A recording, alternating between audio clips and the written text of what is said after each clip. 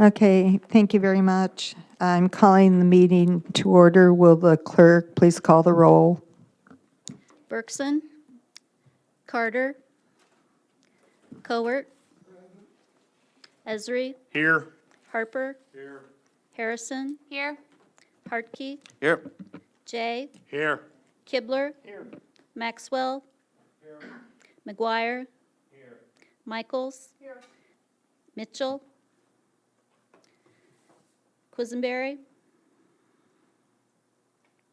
Rosales, Here. Schrader, Schwartz, Shore, Weibel, Alex, Anderson, Petrie. Present. I'll entertain a motion for the approval of the minutes for the 13th of November and the 13th of January, please. Second. Mr. Rosales moved, Mr. Kibler seconded. Is there any corrections or discussions on the minutes? All right, all those in favor of the approval of the minutes for those two meetings, please say aye. Aye. Any opposition, say nay.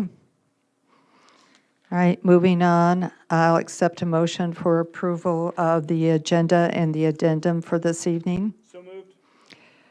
Mr. Kibler, Ms. Cowart, any changes or adjustments to the agenda?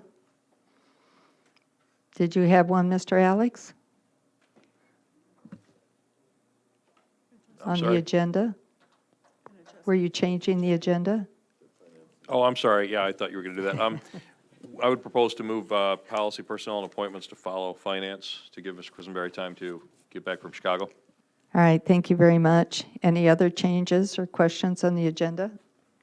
All right, all those in favor of the agenda and addendum as adjusted, please say aye. Aye. Those opposed, nay. All right, thank you. We have two people for public participation this evening. Do we have the clock? Okay, great. These are regulars, but just as a reminder that public participation is for 5 minutes, and we have our marvelous new timer that you can look at up on the screen as you're presenting, so you'll know when your 5 minutes are up. So first person I have is James Kilgore.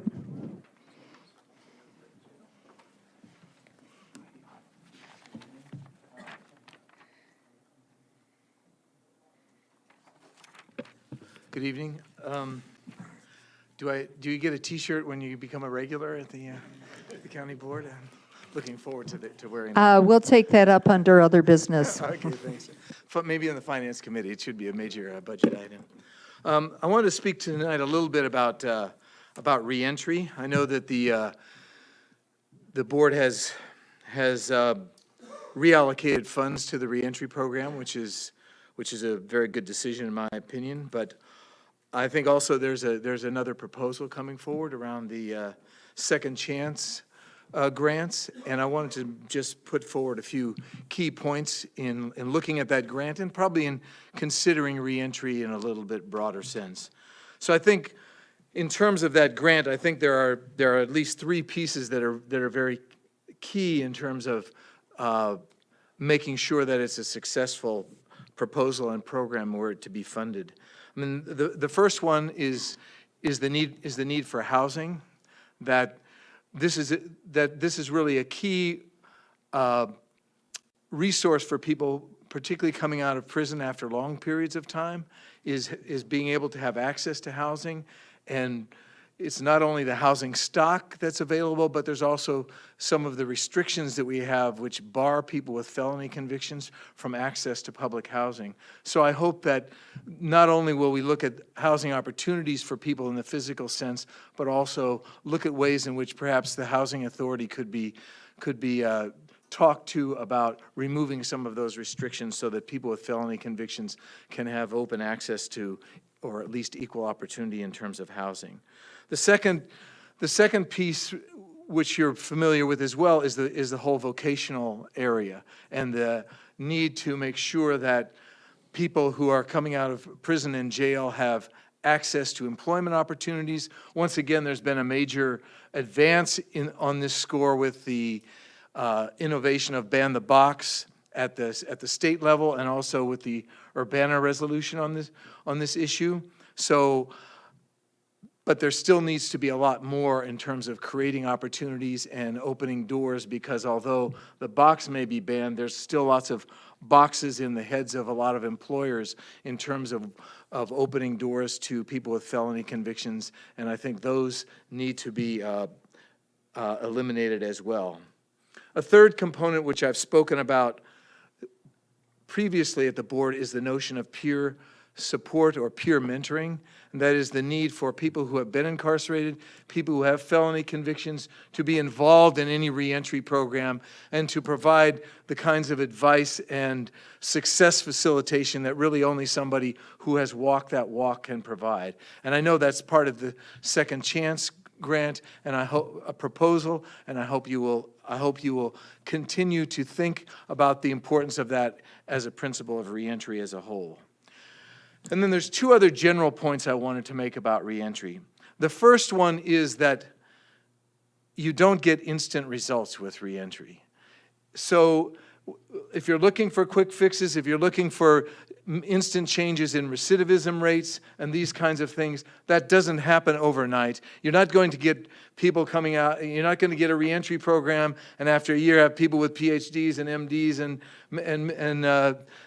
and becoming self-made millionaires. It's a long, slow process to reverse a process that's really taken 3 decades to put itself into place. So I'm not saying that there are no results or no tangible results, but let's not impose undue expectations on what a reentry program can do in a short period of time.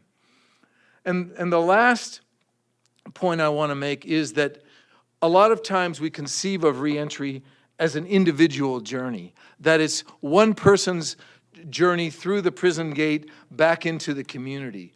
But I think it's more important to think of reentry as a process in its best form, as a process of community development, whereby the people who go through a reentry program then become catalysts for change within the community, can become role models for people in the community, and themselves can contribute to change within that community. So it may not always be that recidivism is the best measure of the impact of a reentry program, but rather, what is the impact of that on community development, and how do we investigate that more fully other than just looking at recidivism rates?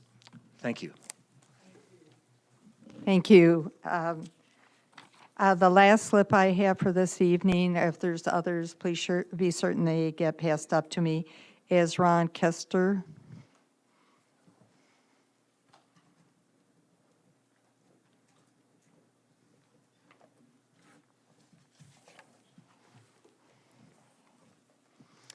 Thanks so much and good evening. I wanted to summarize some of the points that were made at the Facilities Committee meeting last week because I thought it was a great conversation. Some of you were there, some of you weren't. But it's the sort of conversation that really is about how do we spend our money as a county? You know, how are we going to allocate money? Two of the points that seemed really strong to me, one was made by Mr. Quisenberry, which is right now we're just entertaining the plan that was put forward, but during the study session we heard people who wanted variations on that plan. And are we going to have a step in between now where we see those variations plus the price tags that are hooked onto those variations? I thought that was a very important point, and I hope that we had that conversation.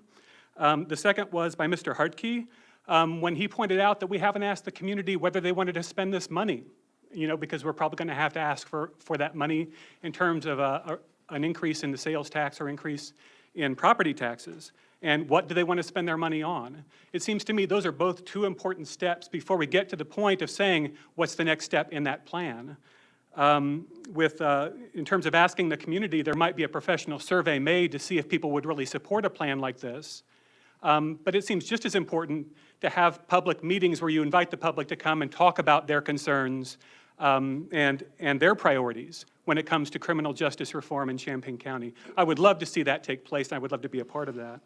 I wanted to relate to you 3 experiences I've had in the last couple of weeks that seem to have some bearing on this conversation. About 10 days ago, I was fortunate enough to go to the kickoff dinner for the First Followers Reentry Program, and without restating everything that James just put forward, that kind of program has the potential to have an enormous impact. One of the impressions I had from attending that kickoff dinner was to look around and see how many people were ready to step forward and sort of put their shoulder against this problem of helping people who are coming back from incarceration. And yet, you know, the missing piece was the funding for something like that, and how far that funding goes toward reducing the incarceration rate. The second experience I had was last night. I attended the NAMI meeting at the Champaign Public Library. NAMI stands for the National Alliance for Mental Illness. And there were Julia Reitz and Alan Jones were both presenting, and they were talking about mental illness as it relates to the criminal justice system in Champaign County. A lot of interesting conversation, but one of the points that really shone strongest for me was how everybody, including Alan Jones, was enthusiastic about a mental illness drop-in center. He didn't like the term drop-in center, he preferred resource center. But the idea would be inpatient care, wraparound services, the sort of models that we've seen presented in videos that are taking place in other communities. And I think we need to explore that option as well for reducing the incarceration rate as well as helping people in the community with their real needs. And then the third experience I had happened earlier today. At 11 o'clock today, I was at the county courthouse in courtroom C as an observer of what they call pretrial hearings. And I don't know if any of you have attended a pretrial hearing before as an observer, but it's a fascinating meeting to go to because what you see is about 50 people who are sitting in the courtroom and about 15 or 20 lawyers in the front of the courtroom. And basically, it's a giant scheduling session. Judge Heidi Ladd is calling one person's name after another and deciding what the disposition of their case is. Almost always it's a continuance. Next month we'll talk about this again. Next month it'll go to trial, something like that. But what you might notice if you go to a pretrial hearing is that some people are present and they'll stand up when their names are called, and some people are not. They're at the county jail. The difference between the first category and the second category is the bond that was applied for them by the justices. Some of them can pay that bond, and so they leave the county jail, and they're doing their own thing. They're still at work, they're still with their families, they're still part of our community, and they're awaiting a trial. And then some of them aren't, and their lawyers are there representing them, but they're still at the county jail because they don't have the financial means to bail themselves out. Oftentimes their families have a choice. Do I want to buy the services of a private attorney, or do I want the freedom of the person to come out and spend the next 6 months with their families instead of in the jail? So I mean to bring that up because our incarcerated population, for the most part, is not like a natural occurrence. It's really a product of policy. If the justices feel like changing their standards about who's going to be kept in that jail and who's not, they can change it anytime they want. If we said, cut the jail population by 100 people, they could do it in 6 months by changing policy. So when we talk about pretrial services and we talk about bond reform, that's what we're talking about. And it's really important to the incarceration question. So what I want you to consider, I think, when you're talking about different plans and different formulations, is that it's possible to use the satellite jail as it is to handle our incarceration needs, and we don't have to build anything. Thank you very much. Thank you. Are there any others who would like to speak at public participation? If not, participation is now closed. We have a presentation this evening, the GFOA Award for Certificate of Achievement for Excellence in Financial Reporting and GFOA Award for Outstanding Achievement in Popular Annual Financial Reporting. Thank you. It's a pleasure to be here. My name is Richard Schnur. I'm the Finance Director and Treasurer of the City of Champaign. I'm here really in the capacity as a past president of the Illinois Government Finance Officers Association. And it is the National Government Finance Officers Association of the U.S. and Canada that this award is given. And I want to say that the prior speaker finished right at 5 minutes. I'm glad I don't have a time restriction, not because I'll take forever, but as my wife would tell you if you asked, my sense of keeping time and getting things done in time is not not the best. But I promise this will not be a lecture, but a presentation, but I do want to take some time explaining about the award, what it is. The first is called a Certificate of Achievement for Excellence in Financial Reporting. And I want to step back and say, what's the importance about this? It's about the annual financial report that the auditor and his staff have prepared. Let me ask this. We're a democracy, of course. The electorate and public officials, unlike at least one of your board members, is not an accountant and with great expertise. And so how do they know that the information in these documents is accurate? Well, there are two ways. One is you have an independent auditor who will audit the report. There's also the CAFR, the Government Finance Officers Association. They have established standards that go even beyond generally accepted accounting principles and get to things that are optional in financial reporting but not required in terms of the basic financial statements. A number of the one that really explain the changes in more of a term that might be digestible to members of the board, supplementary information and things like that. Who else uses this, though? Bond purchasers use this, right? They look at what is the quality of the information they're getting. Rating agencies look at this award and say, well, we know that some things are going right in the auditor's office, and they can trust in these numbers. Businesses will look at this. Should I invest in Champaign County? How is Champaign County run? Who are the leaders of the government in Champaign County? So all these things are important. Finally, I want to say a mention about the effort involved.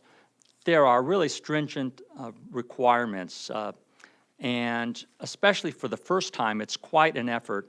And I will say it's an effort certainly by the auditor, the chief deputy auditor, but also to the independent auditor who works on that in terms of guiding staff. And so it's quite an effort. And then it goes to the GFOA as the acronym for the organization, and it is reviewed by a staff member and at least two peers. And to tell you how stringent this is, I looked at their checklist. The checklist has 17 categories and 112 pages of things they go through and look at. It really is an extensive review. So it's quite an achievement, the CAFR Award, and I do have a second award I'll explain, but I do want to first congratulate your auditor and also let the board know that this is quite an achievement, and I congratulate on you in achieving it.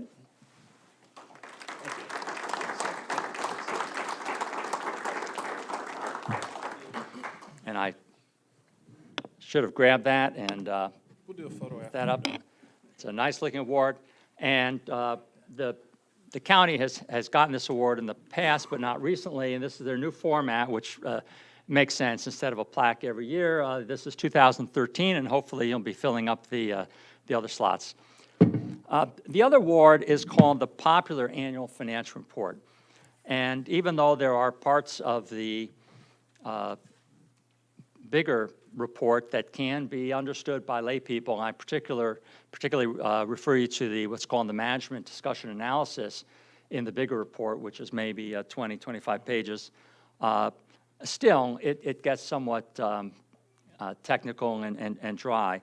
And the purpose of the Popular Annual Financial Report is to have something that really is digestible with anybody, and I'd say, not even necessarily with a high school education. If you've got good reading comprehension, you can read that. You can get a picture of the county's finances. And as opposed to the CAFR award, the checklist is 4 categories and 6 pages. So you can tell, the idea here is a much smaller document. And in fact, interesting, some of the categories, reader appeal, that's the first. Is the format logical, with charts and graphs clear to understand? Is it short? Is it understandable? Does it avoid jargon and technical language? Does it have trend data that puts information in context? The standard report usually is this year, last year. Well, I know that for some of us, it's interesting to look at what is it compared to before the recession. You know, some of our tax revenues didn't get back to the pre-recession levels until 5 years, so that broader time period is important. And so it's really for people widely available. And it's, I think, a very useful report, and I will have to say it's something that Champaign has not yet done, and I don't say that to point to us, just to say that good for you for getting that done, which we have not yet. It is also, I say, a very useful report, and one of the criteria which I certainly would encourage all of you to do is to make that available. Citizens, I suppose, ask you questions, and I imagine that John would be happy to make a few available to you. You can stick in a purse or a briefcase, and a citizen says, I just don't get, where's my tax dollar going to, et cetera, et cetera. This is the type of report that will answer that in a layperson's terms. So again, a great achievement, and my congratulations to the auditor and to the county board for having such a tool that they can rely on. Congratulations.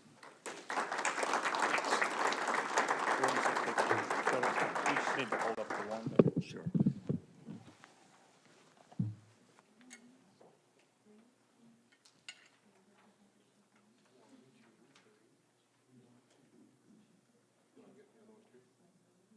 We can probably do that. Do more at the same time. Yeah, sure. Oh, each separate.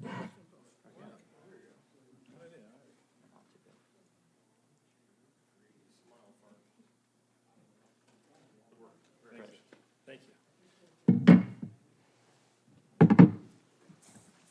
I hope you're not paying the photographer too much, He's a neighbor of mine, so. I just wanted to take a moment to recognize some folks in my office. First and foremost, my chief deputy, Barbara Ramsey. Barbara is my right-hand person, and this is definitely a testament to her work, so I'd like to congratulate her as well. We are very fortunate to have her here at the county with her experience at the city of Champaign previously and then at the school district. Having that wide-ranging knowledge about government finance is a resource that we draw on every day. I know Ms. Busey draws on her knowledge and other folks, and I certainly do as well. This is quite an accomplishment. Only 14 counties out of the 102 counties in Illinois received the award for the CAFR. Only 3 counties received for the popular annual financial report. So we are very proud to be amongst a very small number of counties that have been recognized for this work. And we definitely plan on continuing to do this each year and continue to strive for excellence in financial reporting in the auditor's office. And as always, please give us suggestions and ideas, and we'll see if we can implement them and incorporate them in future reports, one of which we're working on right now as we just finished closing the year. So thank you. I appreciate your support.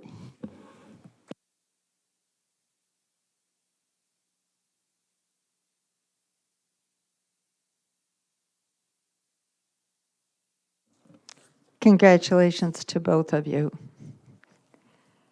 All right, we're moving on. Are there any county board member communications for this evening? No? Okay, I have 2 very short ones. I'm passing around again the sign-up sheet to present a prayer or reading, and looking for more of the county board members to fill in the empty spaces. And the second, I send out a message to all of you concerning board vacancies. We have 2 important boards that have vacancies. One is the ZBA, and the other is the County Health Board. And so if you know of people, constituents in your districts who might serve well on those boards or any of the other boards where we have vacancies, please encourage them to submit their application for consideration. Thank you very much. Now we're moving on to Justice and Social Service. Ms. Berkson, do you want to come up here? Pass around, please. Thanks.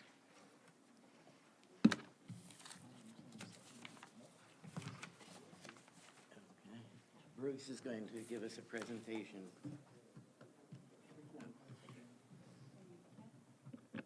Right here, let me give you mine so we can move forward. Go ahead. Bruce is going to give us a community elements update on the reentry program. Well, thank you very much for your time. I'm going to go through some things really quickly, and I thank you for your support in funding the second year of the reentry initiative. What I'm going to do tonight is just kind of give you a broad overview of some of the things that we have been engaged in and what, looking forward into the future, we hope to provide as a service to citizens of Champaign County. One of the main things that you asked us to do in the initial contract was form a reentry council, and that council has met monthly, and I certainly want to thank Astrid and Jim, who have devoted time, in addition to their duties here, to the reentry council. That has formed a very important role in looking at reentry from multiple perspectives, from law enforcement to government to social services. We have been able to get a federal prosecutor and a federal probation officer on there, and of course, Alan Jones serves on there. You asked us to research best practices for reentry, and Celeste has spent a great deal of time in the last year doing that and has done an outstanding job. And we've given you a summary report. There's more where that came from. If you're interested, I'll be happy to provide it. And I will go through a few of the highlights of that in terms of recommendations. Plan and develop programs. We've been working to make sure that we engage every person coming out of the county jail or released to this county from IDOC.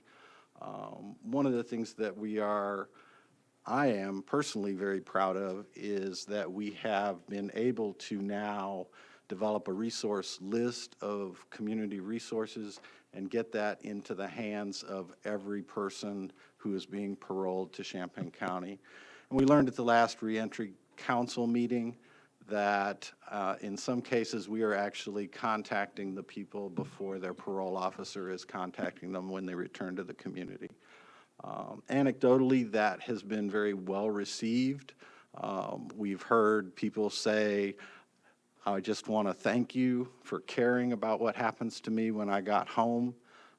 So I think, there's some benefit just to making that contact. Build collaborative relationships with supportive agencies. We've been working with the mental health board staff. We have been working with Prairie Center, other organizations. Prairie Center is on the Reentry Council to try and coordinate. There's a good social service system in this county, but one of the important things that we need to be able to do is to make sure that the avenues are there for the reentry population to move through and receive those services. We provide reentry screening for people coming out of IDOC and also at the county jail who are completing their sentence. That's the definition that we're serving in the reentry program. Linkage and coordination to existing services. A lot of what we've done so far has been to link to existing services. There are some gaps, and I'm going to talk about some of those.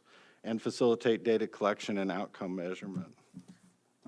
I'm not going to spend a lot of time going through this, but this just gives you an idea of, we've screened 137 people, we've had contact with 201. The difference between those two numbers is people who just do not want to go through with the screening. So we make contact, we give them the resource list, the information, tell them if they need anything else, we'll be happy to talk to them. But you can see here, vocational needs are identified, probably are higher than anything else. Housing needs are also very high. And benefits. Benefits is one of the things that we've been able to provide. With benefit case managers that Community Elements has at the jail and our access at our facility through healthcare consumers, we've been able to actually provide assistance to everyone who's asked for it for enrollment in medical services and primarily medical services. I know there has been some discussion about our contracts with the Champaign County Mental Health Board and how they differ. The funding that you provided directly goes for reentry, people who have completed a sentence in DOC or in the county jail.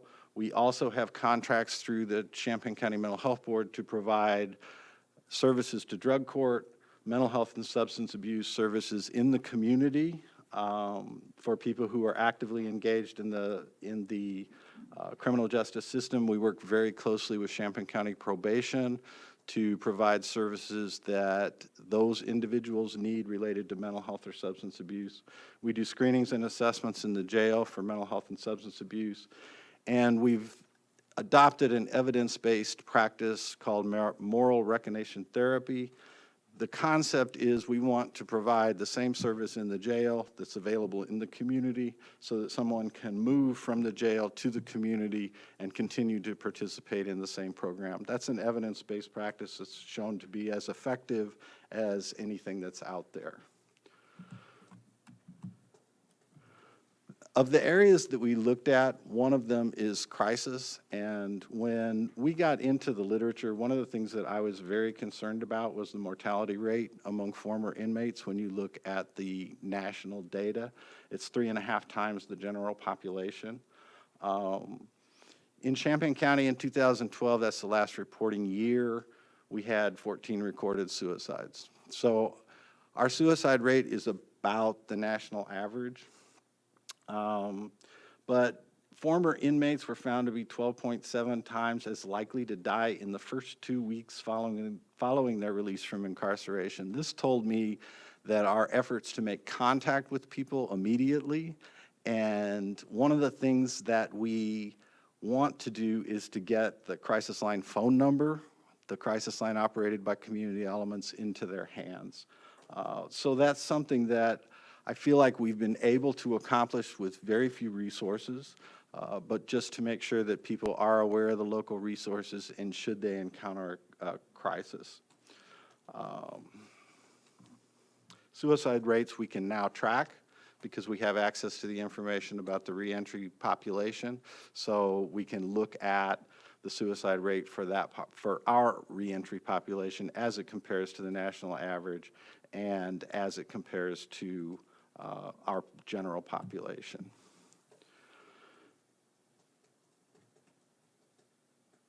One of the things, I'm going to skip down a little bit, that is really important and we've been writing into the grants is the use of a evidence-based survey to assess risk. And we usually talk about risk and needs. They're not necessarily the same thing, but they're very closely related. The LSIR stands for Level of Service Indicator, and I think the R is revised, is being used by Champaign County Probation right now, and it's something that we would like to see used with the reentry population as well. Counterintuitively, one of the things that you find in the literature is that providing services to someone who is at low risk will actually increase their risk of recidivism.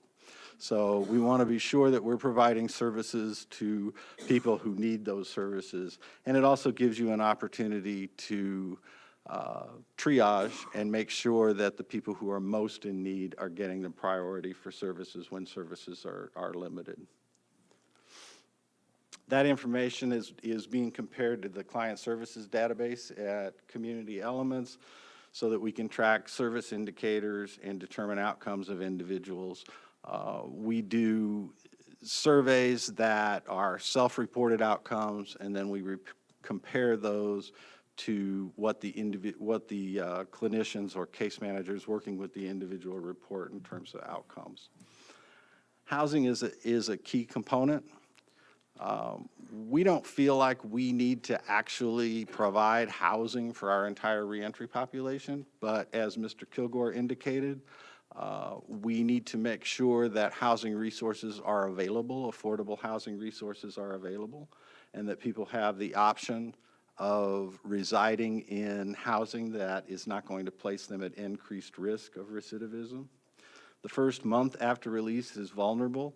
We do have, we're fortunate in that we can house in transitional housing at Salvation Army. Will cooperate with us at the Time Center, which Community Elements operates. So we do have access to transitional housing. We need that permanent housing option. We are working with some local landlords who are willing to lease to the population.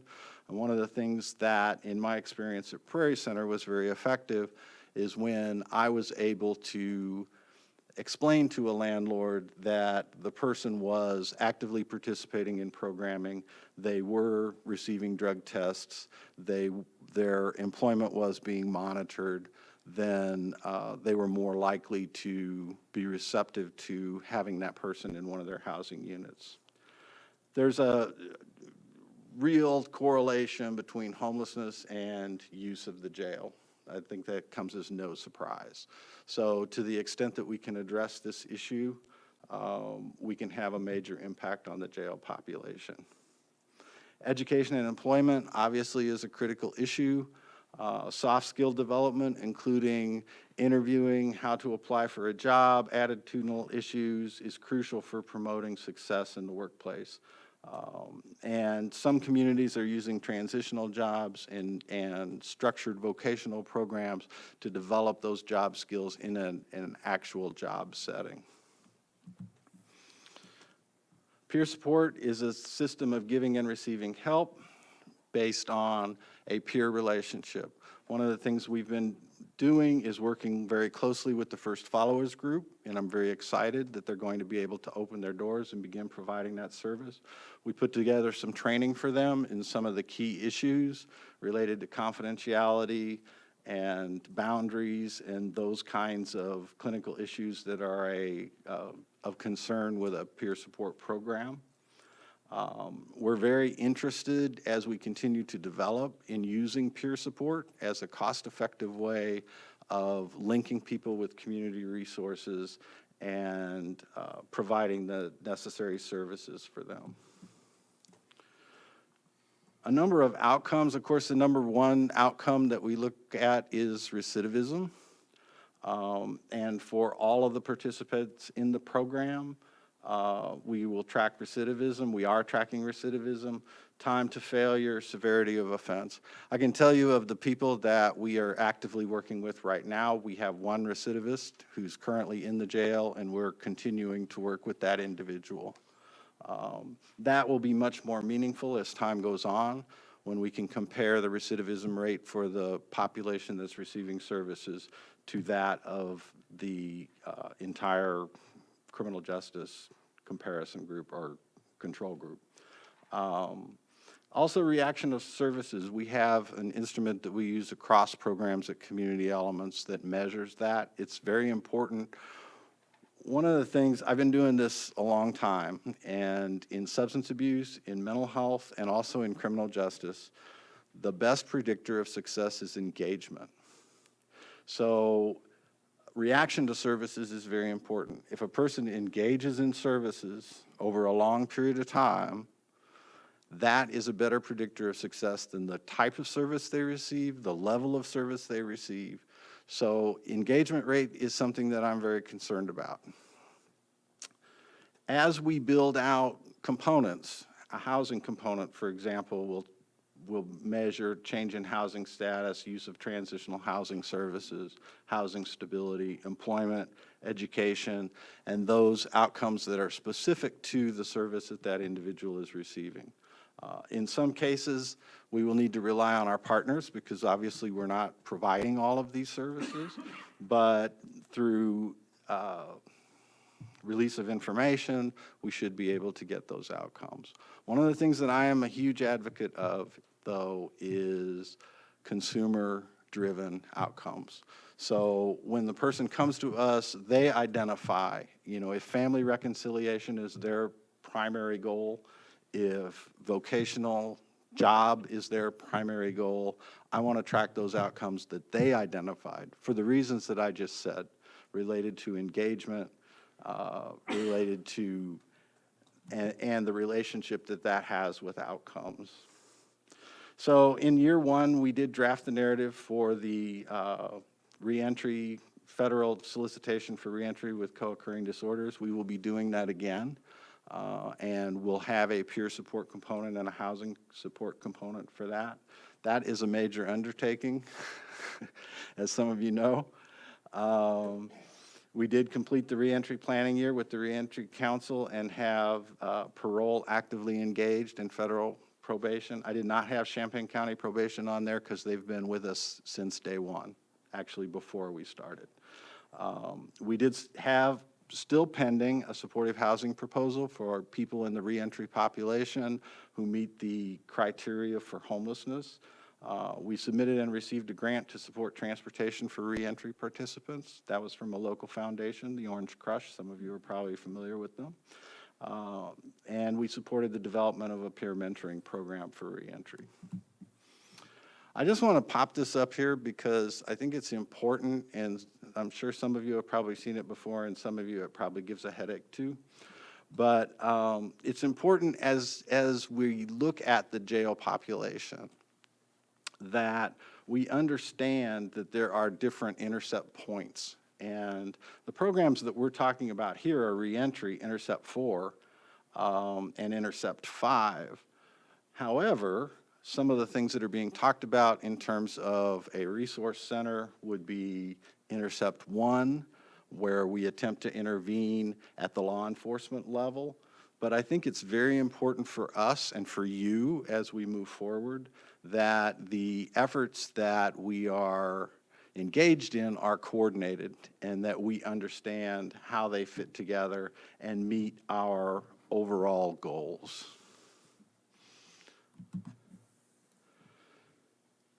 So as we move forward, one of the things we would really like to do, and the evidence supports its effectiveness, is to make contact with people in prison prior to their release. There's some logistical issues with that with IDOC, but we're trying to address those. As I said earlier, assess level of recidivism risk using an evidence-based model. Ensure integration and collaboration through information sharing with community partners. Social service agencies sometimes have a difficult time sharing information because of confidentiality requirements and that kind of thing, but I think we can overcome those through some program structures with formal releases and that kind of thing. Enhance post-release supervision by providing specialized case management. At this point, basically what we have is the ability to assess people, screen people, and link them to community resources. We need to continue to build that with housing, vocational, peer support services. Provide follow-up support from community providers to inmates with mental health or substance use disorders. So if we find out that someone is in the county jail that is actively receiving substance abuse or mental health services, that those services go with them. So there's no stopping the services as they come to the county jail, and that's something that we're working with Alan Jones on. Promote and advocate for individualization and client involvement in all services. To me, philosophically, that's absolutely critical. A one-size-fits-all is not going to work for us. And then finally, establish a formal advisory group of formerly incarcerated individuals to help us guide the efforts that are underway. And so with that, I apologize for taking so much of your time, but I'd be happy to entertain any questions.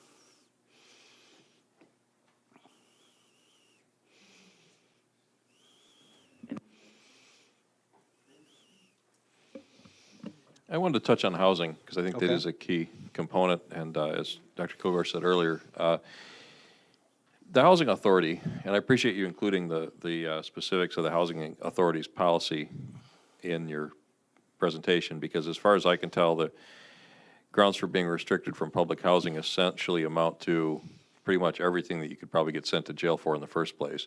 I guess, you know, maybe Wall Street guys and former governors are okay, but nobody else is getting into public housing. I know the waiting list for Section 8 or whatever that's called now is long enough, they aren't even taking new applications. So obviously that's probably not something that would be relevant to a reentry population anyway who need housing immediately.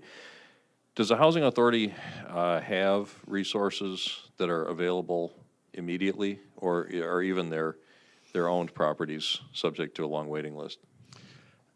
I mean, my understanding is basically it would be their property subject to the waiting list, or, you know, their rent assistance programs, which also would be subject to the waiting Okay, list. because which is I would why like we- to, I wanted to say, hearing the discussion earlier, I wanted to say, you know, it would be great if, I understand the Housing Authority has the theoretical ability at least to make case-by-case exceptions, and something that you said about being able to work with them and say, you know, essentially, look, we'll vouch for the fact that this guy is actively participating in a reentry program if you'll find him housing. I mean, that seems like a great potential option, except I'm wondering whether the Housing Authority, in fact, is able to respond quickly enough to the needs of somebody who is, I mean, obviously you want to get them in that first month they're out. I'm wondering if the Housing Authority is a realistic option there. I'm glad to hear that you're finding some success working with private sector landlords, because it seems like that's probably a more productive avenue to go, given the limited resources that the Housing Authority has. So I'd like to be able to, you know, complain that it's too hard to get into the Housing Authority, but obviously if they don't have the resources to accommodate your population anyway, then it's moot. Yeah, my concern primarily with the Housing Authority, to be honest with you, would be someone who wants to come back to their family, who is in public housing. And then there is an appeal process. So if we can build that relationship, I think that would be important. But in terms of development of new resources, I'm really looking more at the private and the possibility of some kind of very short-term rental assistance with the expectation that that lease will become the obligation of the participant. Yeah, I mean, we've seen, as you certainly know, and most people know, we've seen a lot of success with homeless assistance programs in other communities where, you know, you had people essentially living in motels, paying much more than they would pay in rent because they didn't have the money for a security deposit that would get them an apartment. So obviously, it doesn't take a whole lot of money to help Right. get somebody onto that track. Have you received your point about helping work with the Housing Authority to reunite families is a good one.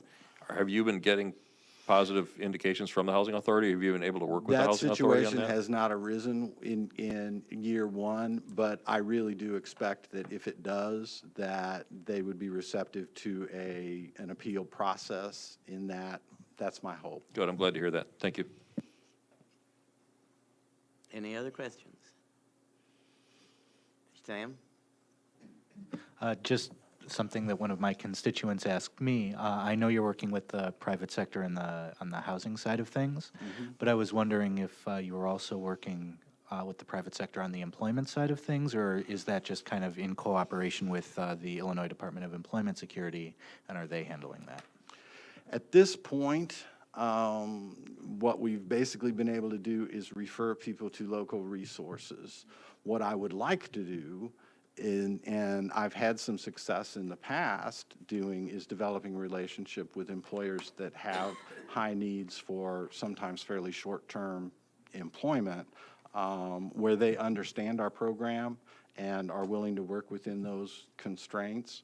And as time goes on, I very much would like to see us develop that. At this point, our staff resources have been more focused towards the screenings and the case management and the contacts, but I very much would like to do that. I think there's a lot of possibility for that. Anyone else? Okay. Patsy? Hi. I'd like to go back, I think it was the first or second slide where you had the matrix and the numbers of your large N and your small n. Okay. Your large end is 201 and your small end is 137. And you indicated the differential is because the people didn't want much contact and you maybe gave them Right. some information. Okay, so my question is on the other end, and that is, do you have something in place so that down the line you recontact that differential of people who didn't stay in longer term just to see if there's a change of mind, if there are circumstances of change, 6,000 things that can happen, but that you have retouched base with them? I don't think we've done that, but I certainly will take that as a suggestion and look at the feasibility of doing that. That makes sense, to continue to make that contact. Right now, we're primarily focused on trying to make that first contact and Yes, making I sure that we understand. don't miss anyone. But absolutely. Good, Thank you. thank you. Chris? If I could follow up on that, I am understanding and pleased to see that you're working toward engaging peer mentors and so forth in these programs, because obviously that's important, and that might be a great role for Absolutely. peer mentors to play as some follow-up with people who may not have been receptive to your, your official pitch, but might be more willing to open up to somebody who's closer to their own experience. Absolutely. Patsy? Just one more comment. As I was doing some reading and research on this, and I included Sheila in the source message that I sent out, but I found a very interesting mentoring program that's in New York State. But what's more important is the research that William Julius Wilson and his students have done on the success or non-success of that program. So it might be a really interesting model for us. I saw that today, and we're definitely following up on Great, that. thanks. Anybody else? Okay, thank you, Bruce. Thank you very much for your time and your support. And then we have the other monthly reports. Yeah, you just say place on file Yeah. if they have any. Anybody move to receive and place on file? Max? Second? Oh, second, Stan. Any discussion? All in favor? Aye. All opposed? Okay. We don't have the semi-annual review of closed minutes, do we? Didn't we do that already? We do have that. Oh, we do have that. Okay. What is a semi-annual review of closed minutes? The recommendation is to maintain them as closed. Okay. Somebody move to maintain the, So moved, to maintain the Aaron? status quo. yeah. Second? Second. Any discussion? All in favor, say aye. Aye. All opposed? Thank you. Thank you, Ms. Bergson. Mr. Alex?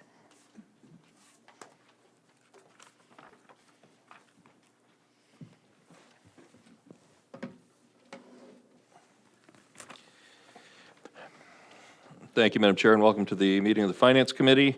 Our first item on the agenda is the Treasurer's Report. We'll note the Treasurer's Report did not make it onto the website, so we'll have to check with IT and see what happened there, but we can accept that and place it on file at the full board meeting.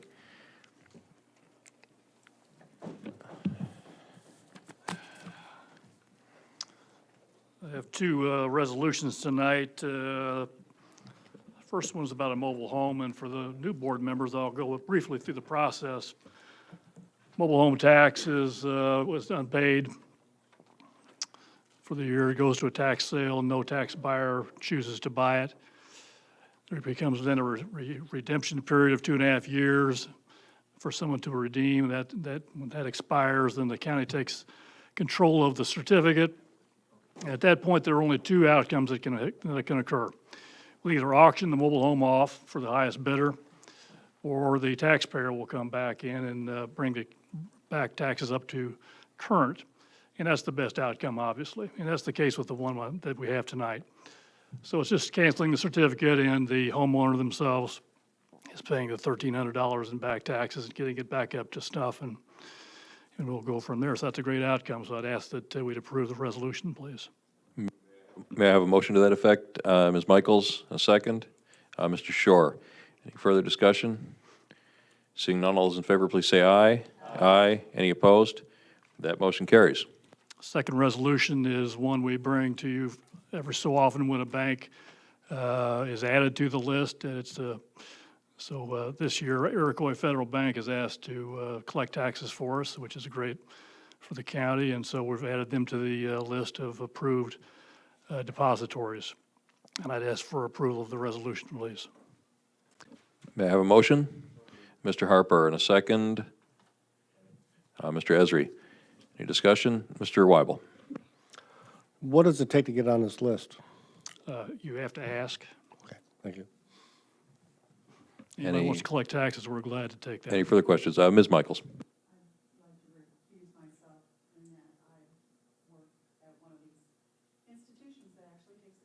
Thank you. We will note your recusal. Any additional comments or questions? Seeing none, all those in favor, please say aye. Aye. Any opposed? That motion carries. And we'll move on to the auditor. Thank you, sir.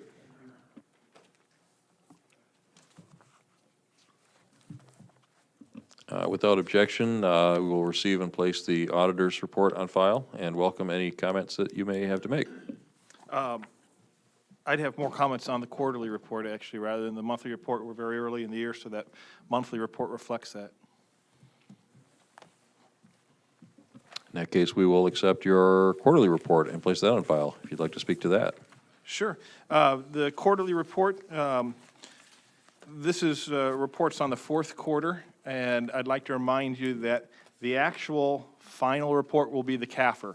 So the numbers that are reflected in this quarterly report are subject to adjustments and entries that take place at the end of the year. But we really expect these numbers to hold very close to what you see there. There are some adjustments and things that are done at the end of the year, especially with the nursing home, because there's depreciation expenses and things that are then done for the CAFR that are not reflected on this report. Let's just touch on the nursing home real quick. If you look at the nursing home, looking at simply, this is cash in, cash out, it shows that the nursing home had a positive revenues compared to their expenses. Now remember, that's subject to change because there are end-of-the-year adjustments that are going to go in there. But going into that adjustment period, they were positive by a little over $500,000. On the top 5 report that I give you, there were some of the interesting things. One number I want to point out is in the fiscal year 2014 income tax number. You'll notice that that number is significantly lower than the fiscal year 2013. The reason for that is the state was slow in paying in 2012, and they made additional payments in 2013. They are actually more current on the 2014 year. So that's the only reason it would be that way. We went through and counted those up and made sure that was what it was. But if you have any questions about things, the other thing, in previous reports, I'd always put the contract nursing expense at the nursing home was an additional, it usually was number 6 or 7 on their top expenses. It did jump up during the fourth quarter and is number 4 on their top 5 expenses. Again, I appreciate this summary. I think this is very accessible for board members to be able to identify, you know, what are our key drivers, both on the expense and the revenue side. Yep. So appreciate it. Glad to do it. Any questions for the auditor or comments? Seeing none, we'll place that on file, and thank you, sir. Thank you. And we'll move on to the nursing home monthly report. That is included in the packet. Are there any comments or questions with regard to the nursing home report? Any comments from our nursing home board members?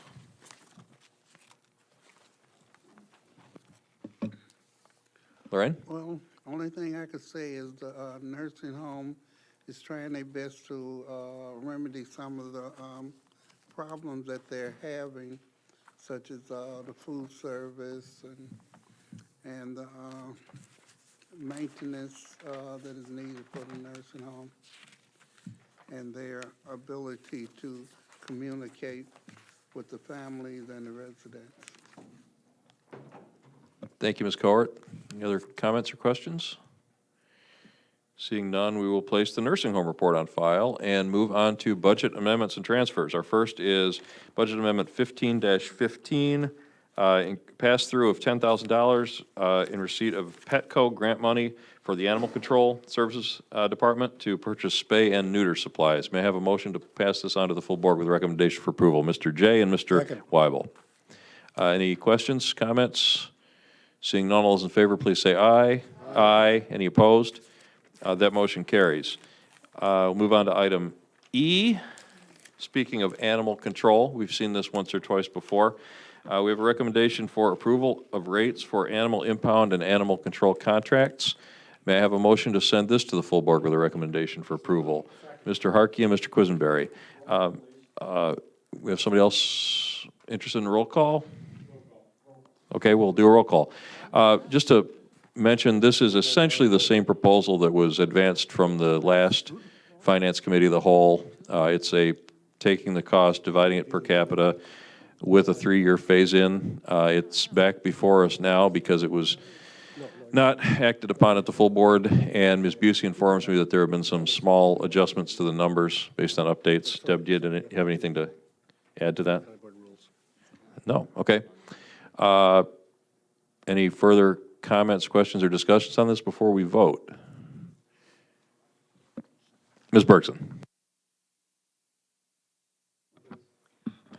I still think that usage makes a lot more sense than per capita, because some of these villages have very low usage and are getting hit with very large numbers. Thank you, Ms. Bergson. Any other comments or questions? Mr. Jay. Well, just very quickly, I happen to agree with Ms. Bergson, and that's one of the reasons I cannot support this. Thank you, Mr. Jay. Any other comments? Mr. Anderson. And I agree with them as well, for the exact same reasons. Thank you. Other comments, questions, or discussion? Mr. Shore. Thank you. I know one reason I've heard for not supporting this is due to people dumping animals in other areas in the county, and I think that doing it per capita kind of is an incentive not to do that, because, either way you're getting hit, and if you do it by usage, then, wherever it's dumped, they're getting hit harder. Thank you, Mr. Shore. Mr. Maxwell, I think you were next. I want to concur with the concern over the usage versus the population, and I agree with Mrs. Bergson. Thank you, Mr. Maxwell. Any other comments or questions or suggestions? Seeing none, we will move on to a vote. Oh, I'm sorry, did I miss somebody? Ms. Harrison, sorry. Just say, being from the village of Savoy, seeing that they don't want to take on the services of animal control and they're okay with the prices, I am in favor of the resolution. Thank you, Ms. Harrison. Anybody else? Going once, going twice? Would the clerk please call the roll? Bergson? No. Cowart? Esri? No. Harper? No. Harrison? Yes. Hartke? Yes. Jay? No. Kibler? That's not a valid excuse for abstaining. Animal control. Maxwell? No. McGuire? Yes. Michaels? Yes. Mitchell? Yes. Petrie? Yes. Quisenberry? Yes. Rosales? Yes. Schrader? No. Schwartz? Shore? Weibel? Anderson? No. And Alex? Make that 14-7. Okay, that motion carries. However, it will not be on the consent agenda. Moving on to requesting approval of an application for, and if awarded, acceptance of the following grants.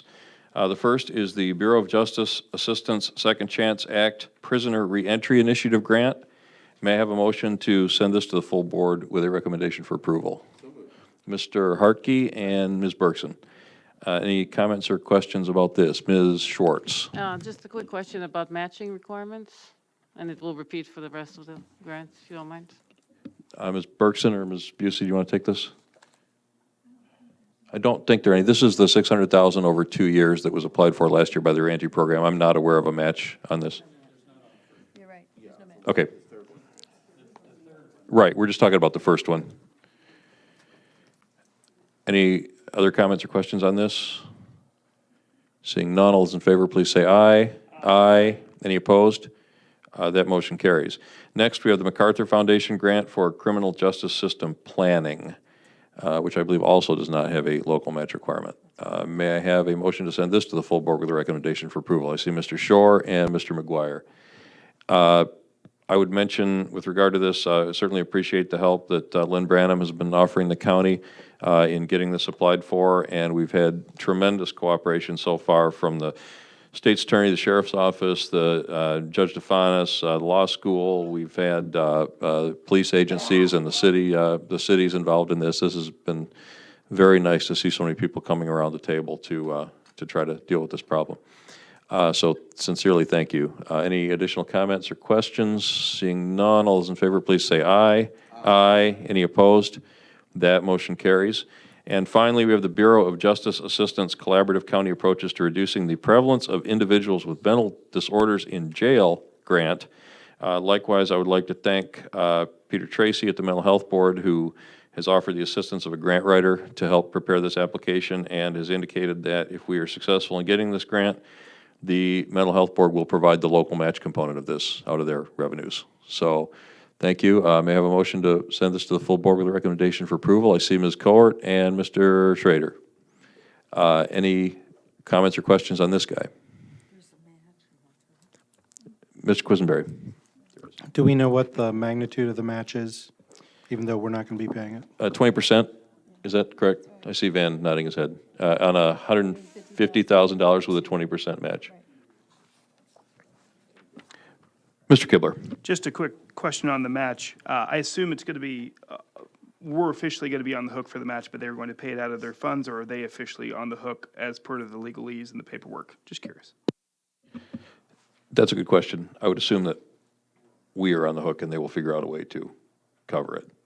But the grant has not been officially applied for, so I've not seen the application. Yeah, the grant would be from the county, and the Mental Health Board is committed to covering the match if the grant is awarded. In other words, I think they would be signed on as a participating agency, but we would be the lead. We would be the lead. Ms. Michaels. Maybe to clarify, we would still have to vote to move that money if it was coming to us and then going to mental health to pay that 20%. So I mean, that maybe is what you're asking about? It's a little preliminary to anticipate that. It could Right. very well be included in the budget year in which it would occur, and it would not require anything other than approval of the budget. Okay. Did that answer everybody's questions? Any additional comments or questions on this? Seeing none, all those in favor, please say aye. Aye. Any opposed? That motion carries, and the timeline for applying for those 3 grants is quite tight, so there will be considerable effort in the next couple of weeks ongoing to apply for those.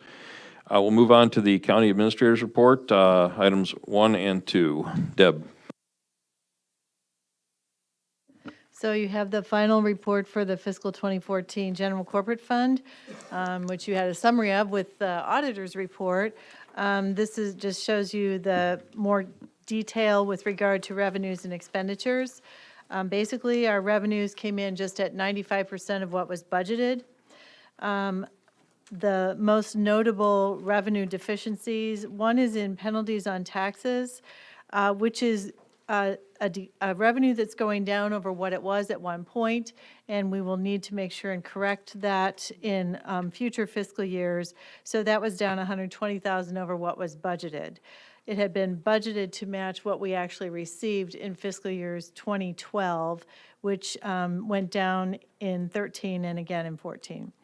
On income tax, it's down only because we did not receive income tax from the state for the 13th month. So we have 12 months of income tax revenue in a 13th month fiscal year.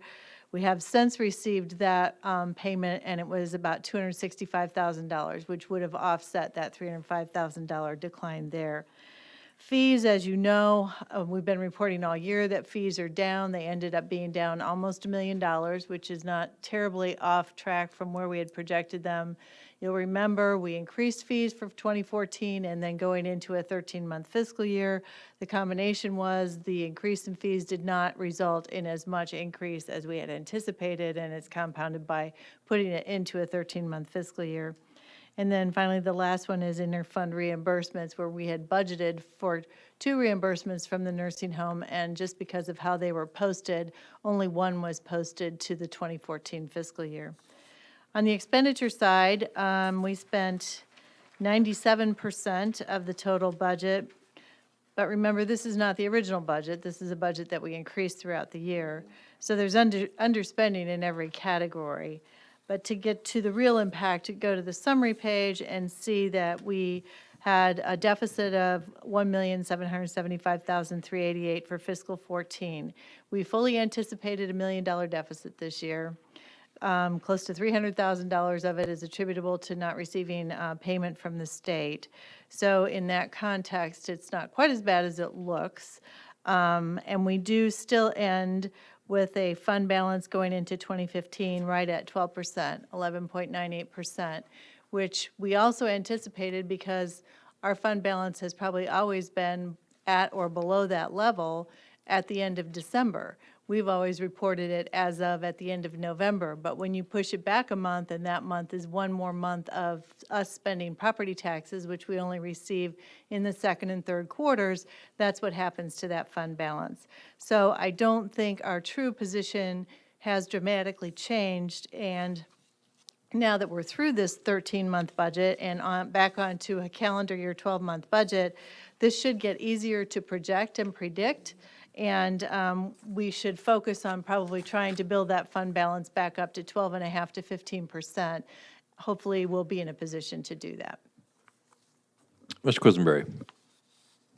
Deb, could you tell us a little bit about what's going on with corporate personal property replacement tax? Yeah, that one, another one is where we had not received payment from the state for 2 months. They skip a month every now and then anyway, but we did not receive any payments after the early December payment. So that's probably not out of whack, we're just behind. It's behind, and We're getting that in this year's. and this year's projection on that, I think we lowered it. Is that true for this the year. state reimbursement too? The state reimbursement is basically for probation officers' salaries. And that, are you looking at where it was budgeted at $1,689,000, came in at $1,592,000? Yep, Yeah. So, essentially $100,000. right, about 97,000, but that budget is up this year, again, because of the timing of the reimbursements. And finally, the non-business licenses and permits. And those are recording fees. And So recording, when we didn't recording sell fees. houses this year? I thought. Well, it was down from what was budgeted, but Okay. at the same time, when recording fees revenue is down, your expenditures are down in a commensurate amount, because 67% of that turns into an expense that goes back to the state. Okay, thank you.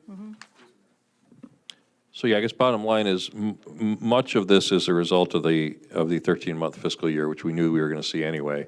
So we're probably maybe $300,000 or $400,000 worse than we thought we were going to be, and much of that can be attributed to this delay in the state payments, which again was not an issue of not getting the money. It was an issue of not getting the money in time to attribute it to the 2014 budget. So we could have done better, but we could have done a lot worse. Any more comments or questions? Mr. McGuire. Just so people know, can you talk about what might happen to those state monies if the governor's budget goes through in reimbursement or state? Well, Because I think according there's some to confusion to that. what the governor projected, or what he said, our income tax revenues would go down by 1.6 million, which is just under 5% for the general fund in the 2015 budget. Needless to say, that would require significant changes to spending It would. in the year it happens. Right, and I guess I ask it a little differently because I think some people believe that's tax money that the state is sending to us when it's really funds that are being collected from taxpayers in the county and sent to the state and collected by the state and returned to us, right? Yeah, it's a percentage of the income tax that's paid.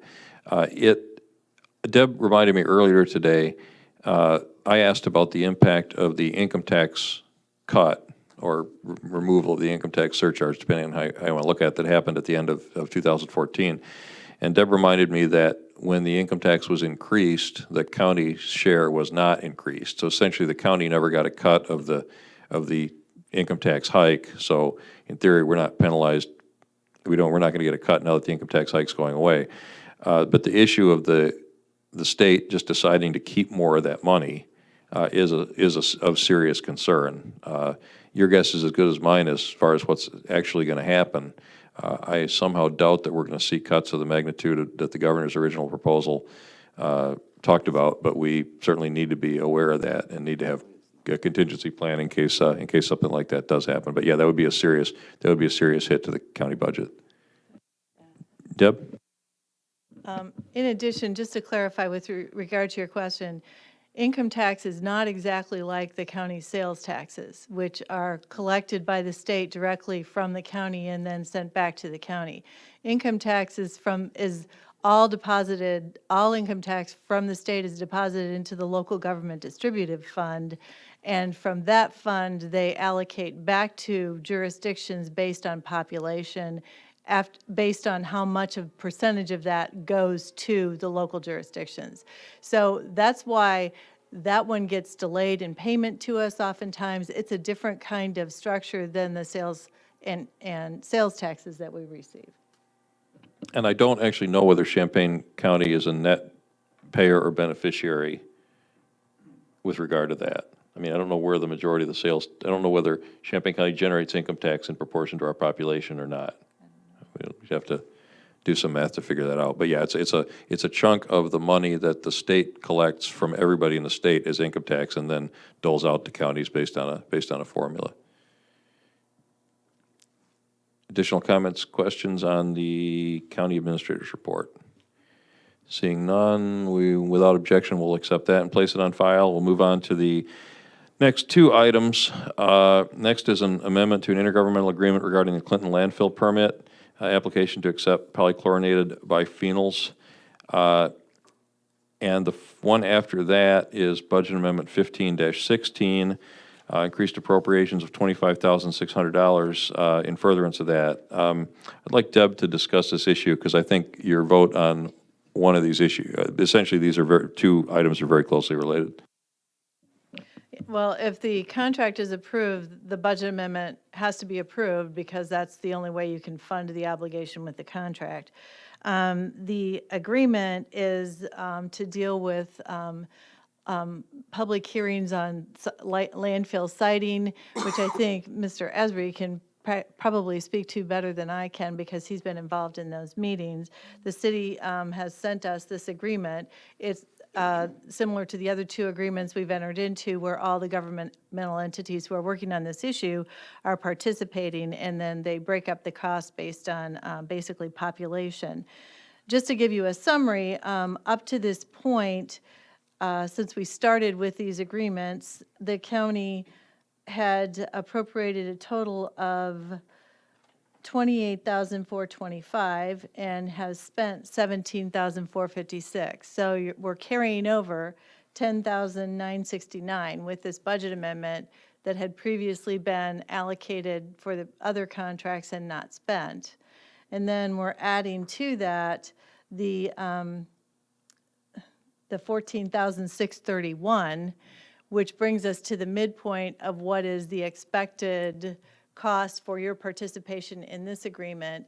And we have never spent everything that was anticipated to cost, but it's important that you have it appropriated in case it would go there. And so Chris Alex recommended we take the midpoint, not the low or the high, but right at the midpoint in terms of what the anticipated cost for participation in this agreement would be. So the $25,600 is $11,000 that we already have carried over from the previous year, and then about $15,000 in new money. Mr. Quisenberry.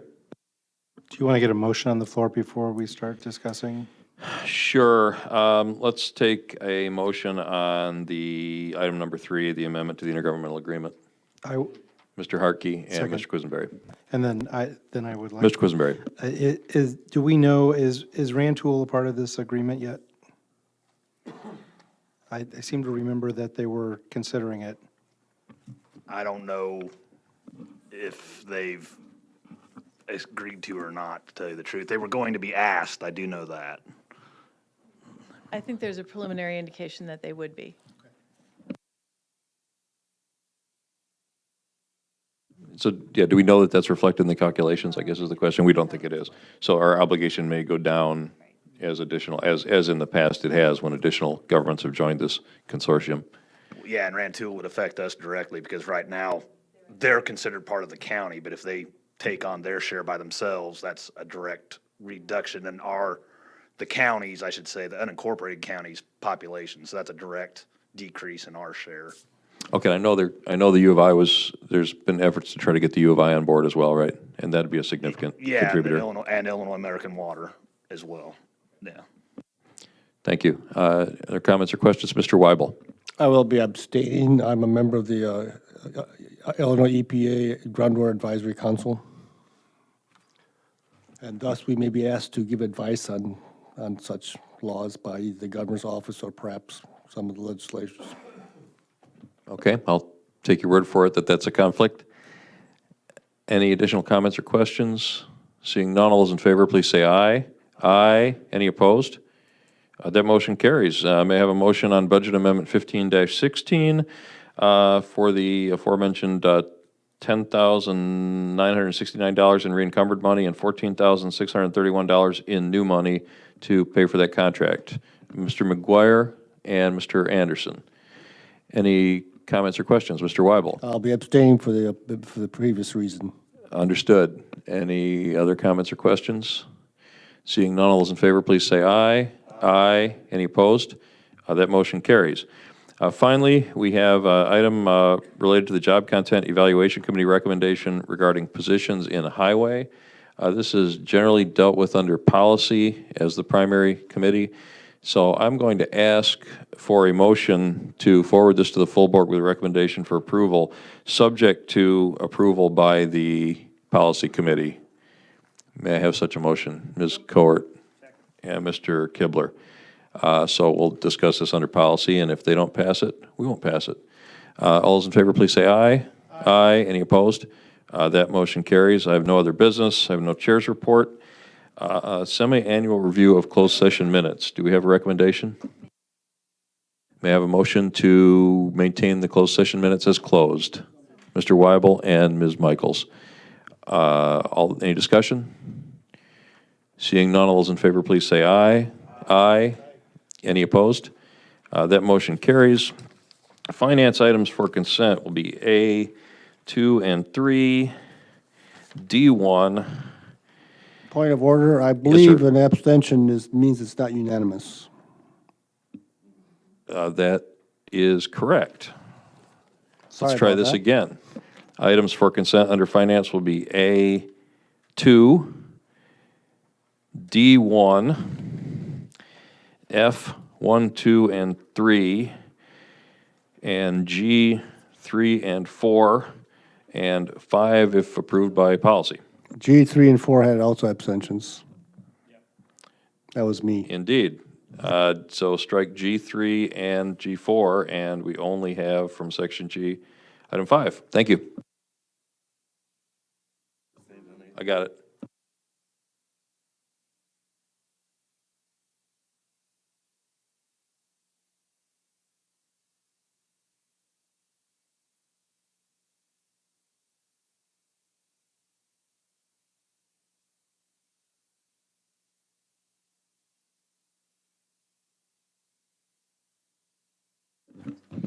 Good evening, everyone. Apologize for my tardiness, and I appreciate you putting this off in case I was later, and I can report that the Dan Ryan parking lot is in good condition.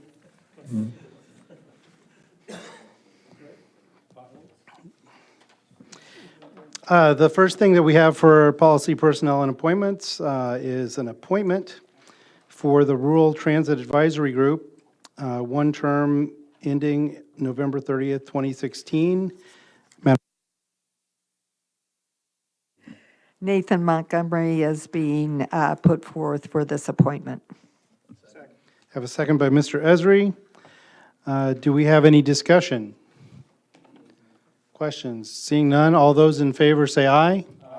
Any opposed, say nay. That passes unanimously. Next, moving along, we're going to be in the county clerk section, B.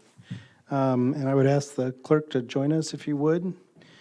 First of all, I'm going to accept the February 2015 report for placing on file. Does anybody have any questions regarding the report?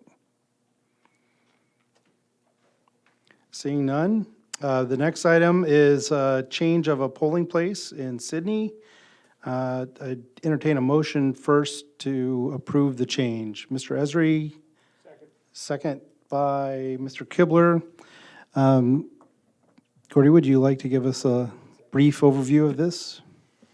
Sure. I'm not sure how much information I have for you. The township supervisor called us the last week of February and said the town hall would not be available for a polling place anymore due to some problems with a rehabilitation or a repair to the old building, and recommended we find a permanent replacement because their intention is to build a new township hall at some point in the future. So we looked at a couple of places in Sydney and quickly settled on Sydney United Church as the replacement, and with your approval, we'd like to make that the permanent polling place for the voters in Sydney Township, also Sydney Precinct moving forward. All right, thank you. Any questions for our clerk? Yes, Mr. Weibel.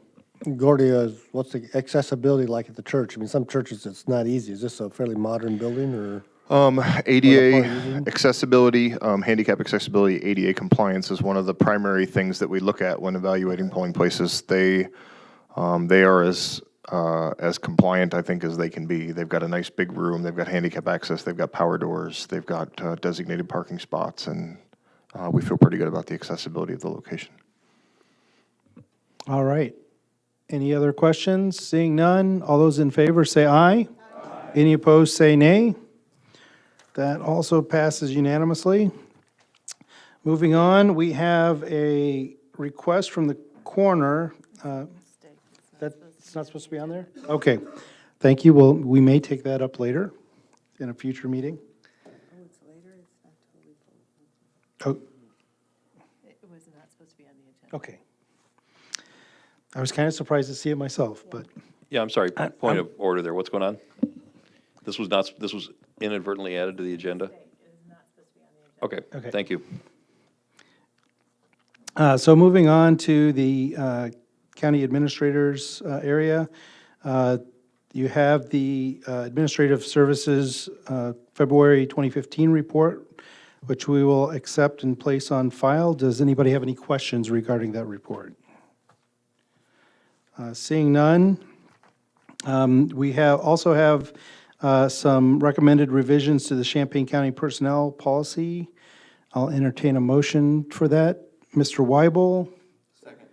Second by Mr. Hartke. And then, Deb, would you give us a brief overview of the changes? Sure. There are changes that are being proposed to the personnel policies for about 3 different reasons. First is some of these policy changes are to bring us in compliance with the requirements of ADA, which we are reviewing and working on right now. Other changes with FMLA are to bring this policy in compliance with the changes in the statutes and requirements that need to be included in the policy regarding FMLA. There is a section on anti-harassment, which is additional language that is required as a result of applications for federal funding that the county participates in. And the rest of it is effectively just cleanup, where positions have changed or functions of how we do things have changed. And those are the reasons for those changes, and the comments identify them. I would be happy to go through them individually if that summary is not adequate, or if you have questions about any in particular. All right, are there specific questions? Ms. Berkson, please use your microphone. A couple of them are switches people from taking them to the policy committee to taking them to you. You know, did the board vote on that, and what's the reason for it? Those recommendations are because that is the way all of the labor contracts have now been constructed. So in terms of consistency for all employees and how those things move forward, that's the reason for changing the policy. Originally, 12 years ago, when we first started with the labor contracts, this has just evolved over time as those contracts have been negotiated. So that's effectively it, so that there's consistency in your policy with the same issues that are governed by the different labor contracts. And we're asking the board to vote on it now. The board has previously voted on the labor contracts, but Any other questions or discussion? Seeing none, all those in favor say aye. Any opposed, say nay. That passes unanimously. Moving on, as you heard in our Finance Committee, there's a recommendation that the two positions that were reviewed by the Job Content Evaluation Committee for Highway be reclassified from, I believe, G to F. well, actually, there's one position, the highway projects accountant position is being reclassified from G to F. The other position that was reviewed, the highway accountant, remained the same. So there's Okay. no need for any action by policy, finance, or the So it's board only on that affecting one So it's one just position. one position, Is that yes. the position that is going to turn over due to retirement? No, the highway accountant position is turning over due to retirement, and the highway projects accountant position is not. Okay. I do need a motion. Mr. Esri. Second. Second, Mr. Hartke. Now, any discussions or questions? Mr. Alex. Just wanted to clarify, this has no immediate impact on this person's salary, right? This is essentially just setting the range for the position. Right. This person is currently compensated right about the mid-level of the salary range even after it's been downgraded. This is also a bargaining unit AFSCME position, so there would be no change to the compensation. Thank you.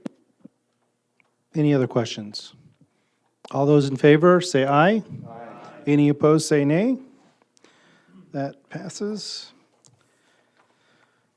All right. Let's see. Next, I'd like to take up the addendum, if possible, before we get to the chair's report, unless somebody has a concern with that. Let me pull that up here.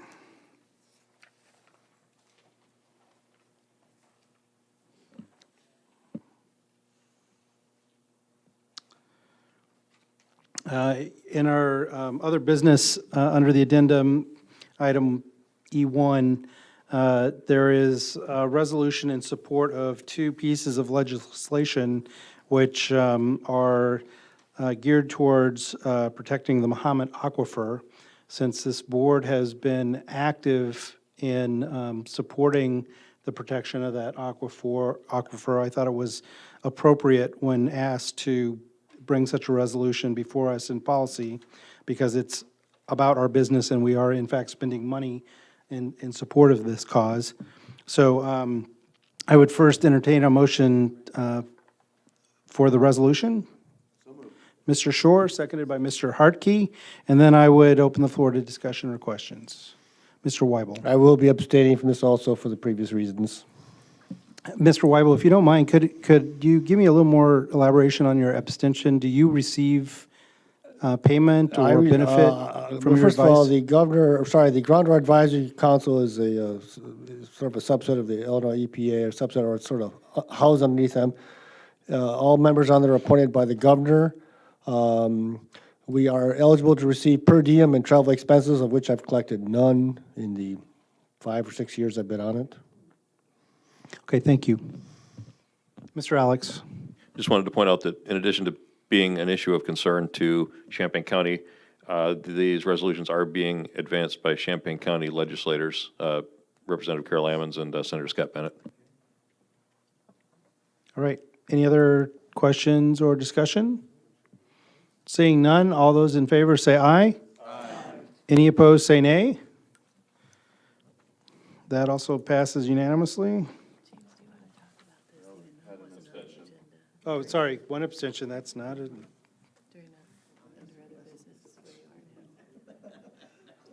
No. Yeah. We have to have further conversation about that, I think. Okay, back to our regular scheduled agenda here. The last thing we have is we have been discussing rules changes, and they have been presented to the board. They are again before you tonight, and I guess they could be summarized as a rule change to undo our recent update to the language about appointing open board seats. Deb, would you describe the other two significant changes? Oh, yes, Mr. Weibel, would you summarize your changes one more time? Nice play, Deb. Well, the rules have sort of been cobbled and massaged for the last, 7, 8 years, so there's been some inconsistencies. For example, the current rules have referred to the Illinois Open Meetings Act 11 times. So what I did was I just pretty much eliminated it throughout most of it, with a couple exceptions, and put it at the front, because obviously we adhere to it, and we don't have to say it 11 times. And there are other issues that were inconsistent with some things that, for example, we did things differently than that are in the rules. For example, any motions to committee did not need a second, but we've been seconding them for ages. And I think that's actually a good way of doing it, so I removed that rule too. And other issues like that were just basically, I modified them so they fit what we're actually doing for the most part. In some cases, like the order of things that were done at some of the meetings, the approval of the agenda should really be for approval of the minutes, because that's really part of the meeting. So we had that after, or had the minutes approved before the agenda, which is sort of odd. So things like that. If there's any specific questions to any of those changes, which I know you've all thoroughly read them, I'm willing to answer those questions. Deb had a part in some of the, especially in the scheduling of meetings, which was in there, and she rightly so. Those don't have to be in there, so we took that out, and we also accommodated some changes that were suggested by Astrid also. All right, and Deb, the changes for RFPs and RFQs? Yeah, the changes under finance, I actually put in, they're on page 124 of your agenda packet. The first one has to do with just making the language consistent with the county's grant ordinance, number 635.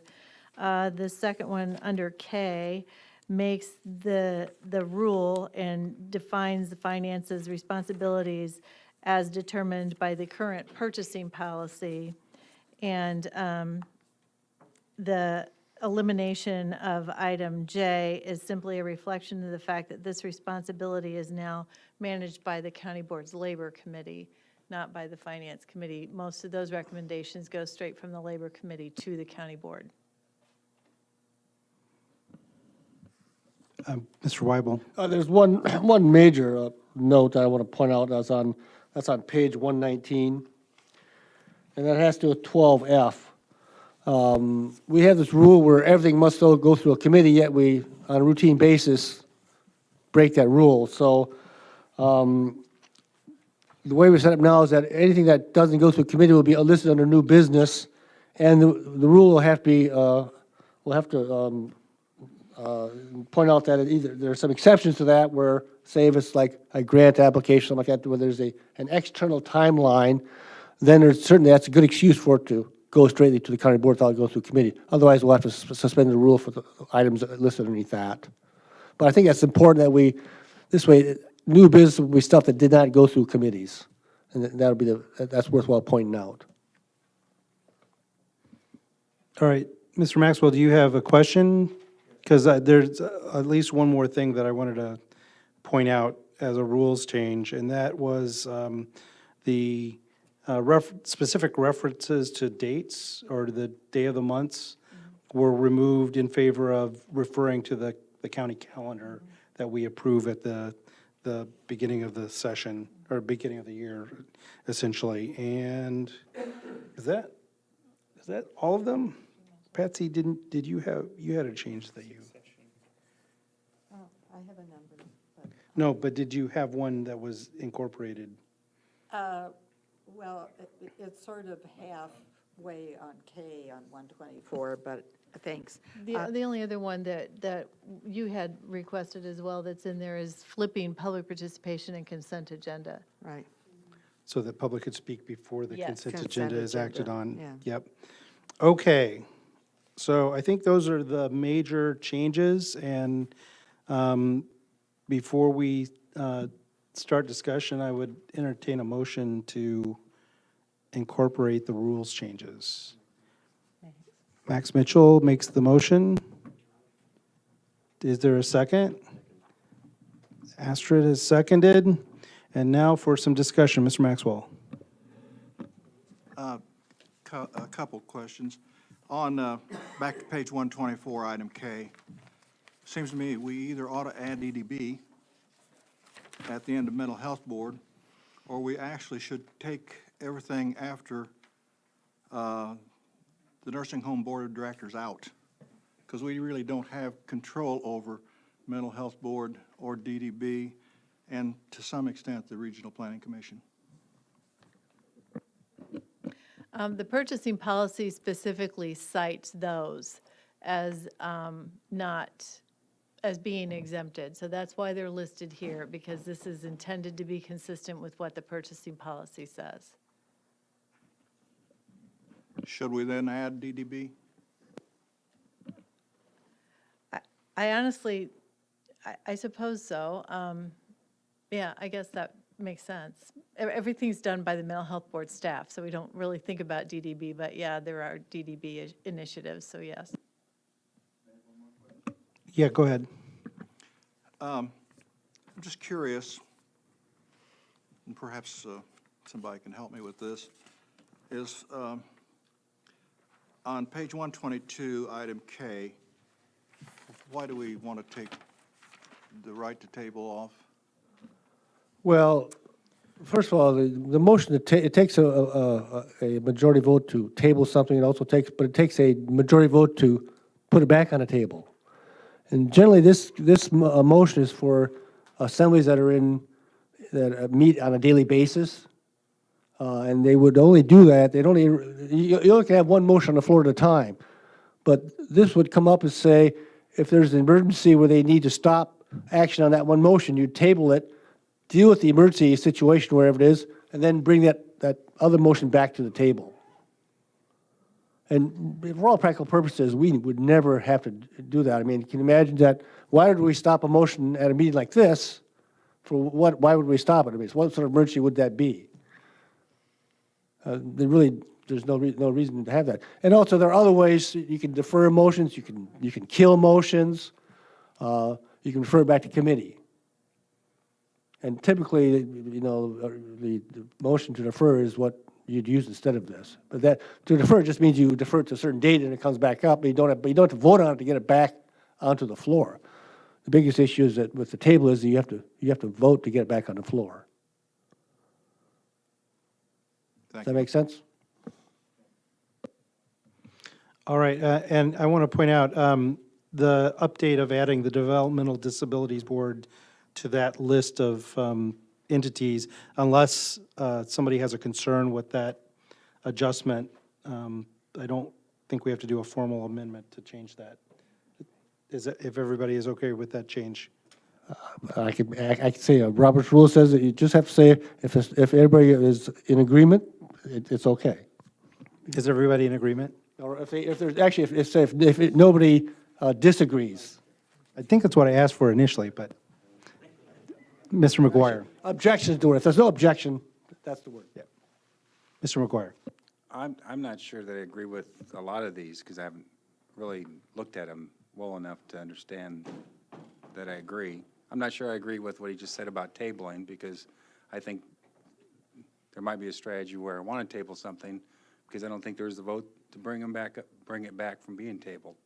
So you bring something here to this meeting that I didn't expect to have all these changes to the rules, because there was just a discussion of a couple of things last month when we were discussing this.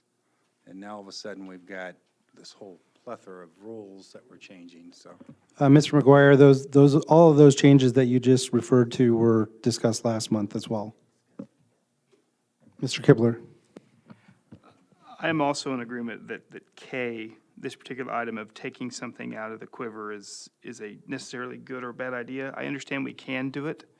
I don't understand why we would bound the next board by not having the capability of using a procedural item such as tabling a motion, unless you're trying to avoid the circumstance where someone mistakenly tables and the whole group mistakenly agrees to table, and in which case doesn't actually then bring it back to the table with the proper motion. Is that the goal behind is to avoid that issue?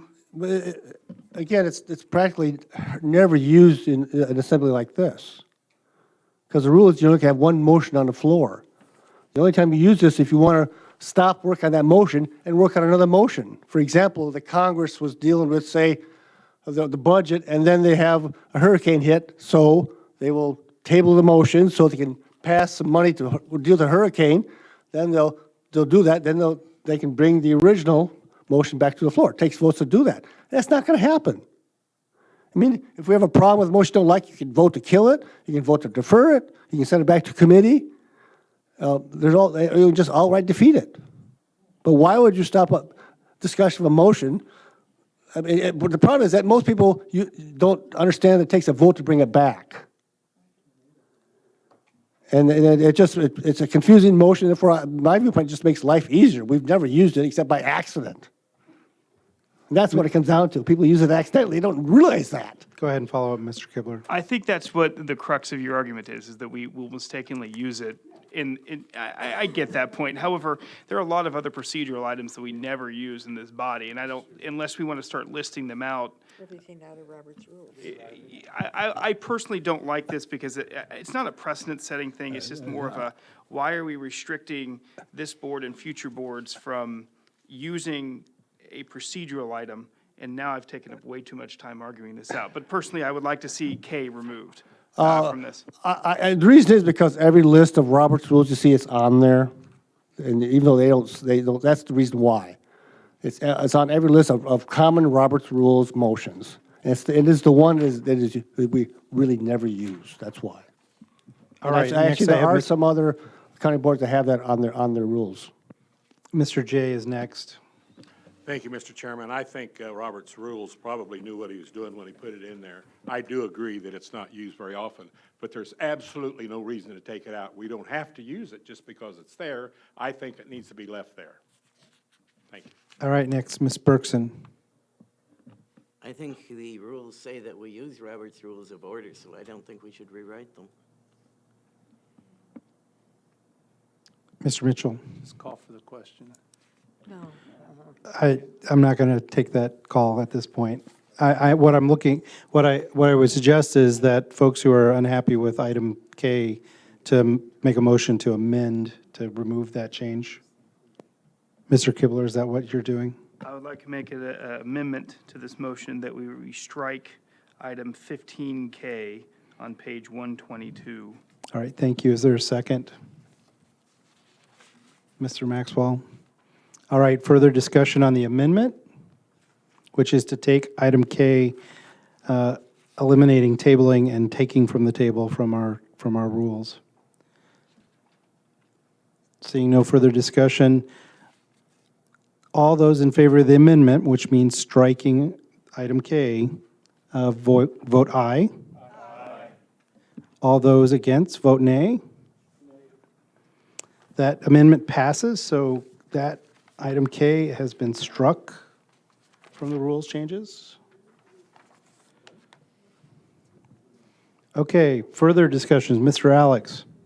A couple of things. First of all, I noticed we have a memo on our desk with potential recommended language from Barb Mann about resolving the party appointment issue. Yes, thank you for pointing that out. Also on the back of it is something that I think Mr. Weibel has referred to in the past as the tools in the chair's, a non-binding list of tools in the chair's quiver for figuring out whether someone is a member of a particular party.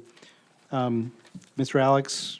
So is it are we being asked to consider the language that's in the board packet or the language that's in Barb Mann's memo?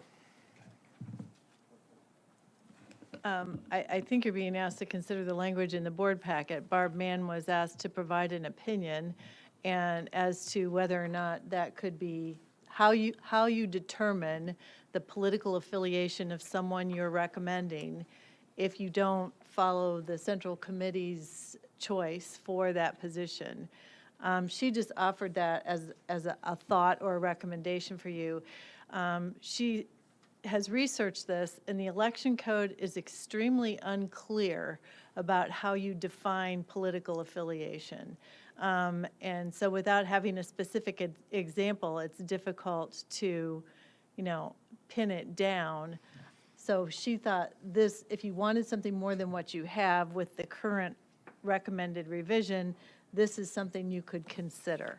Okay, because the part of it that I liked was with the advice of the respective parties' central committee, and I don't know if that should be the central committee or the party chair, but that would seem like language that would maybe be appropriate to add to the language that's in the memo.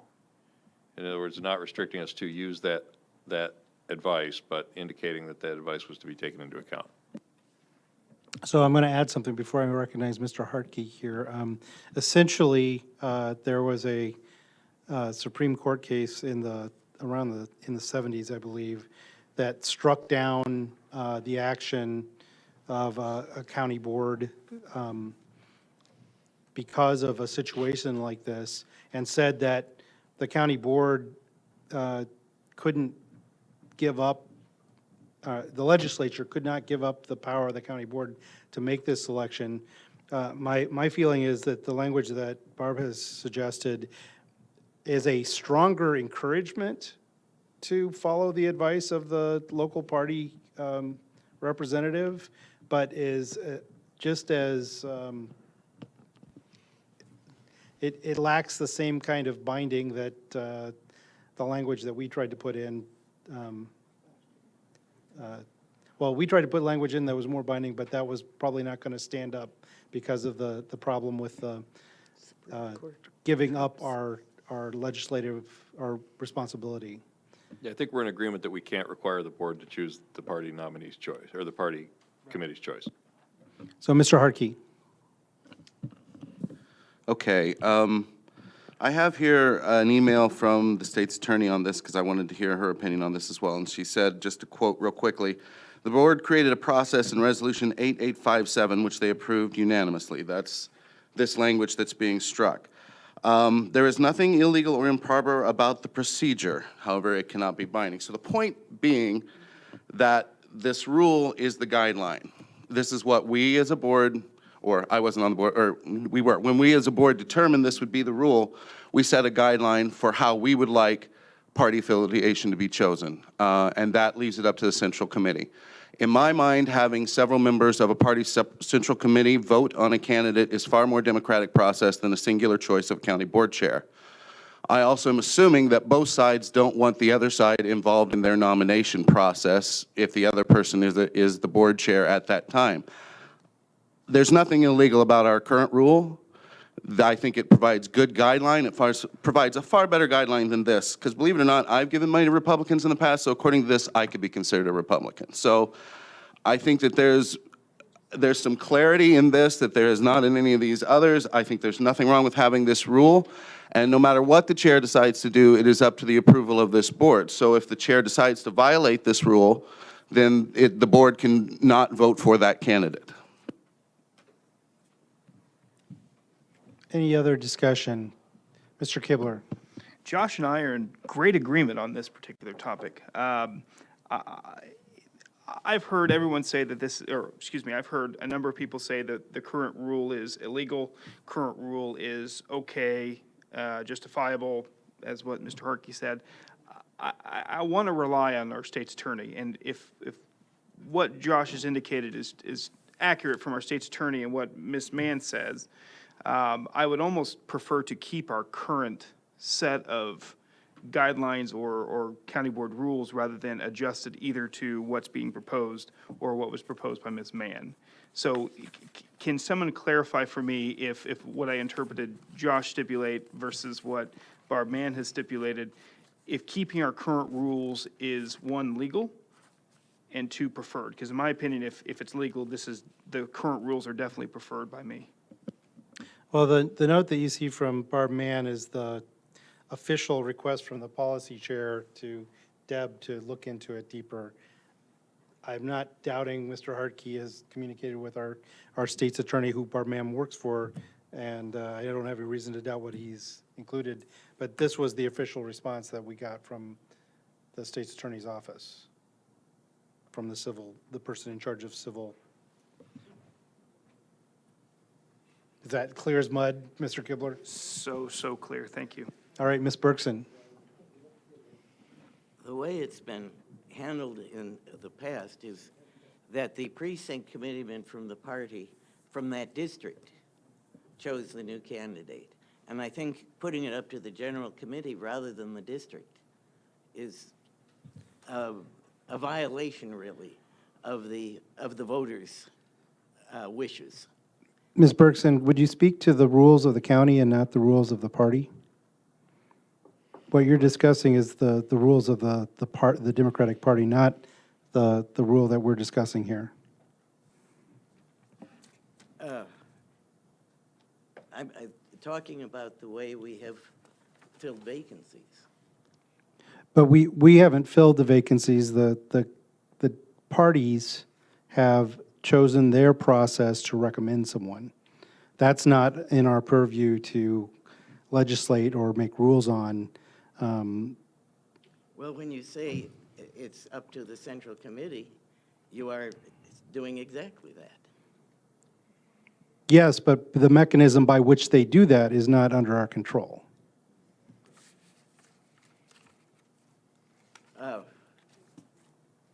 Well, it has been, and it has not been the choice of the parties to do that. It's how the county board did it. It was my understanding. I disagree, and I'm not sure where you've gotten that information. Mr. Alex?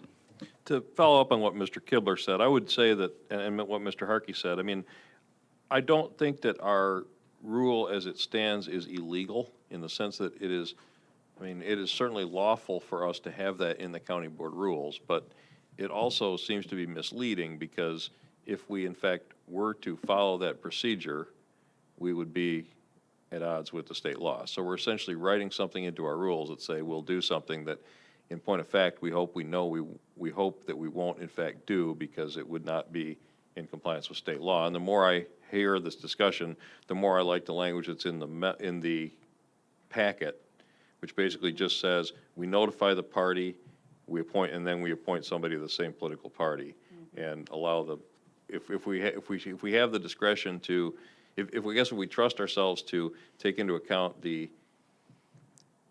request of the central committee or the party chair under the current rules, we can just as well do that under these rules, and these rules are less restrictive to the board. Mr. Hartke? The state statute says that it is the purview of the county board chair to make the appointment. It says nothing about where they can take their recommendations for who that appointment is. So all that the central committee is really doing, and all this rule is doing, is asking the central committee to provide the primary recommendation for the chair. The chair can then choose to not appoint that person.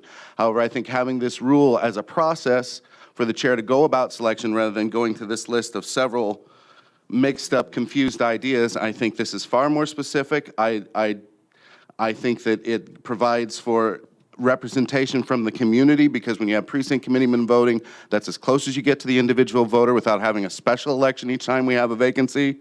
So I still, I intend on offering an amendment to continue to use the current rule. Was that the offer of the amendment? And I do so offer that amendment. All right.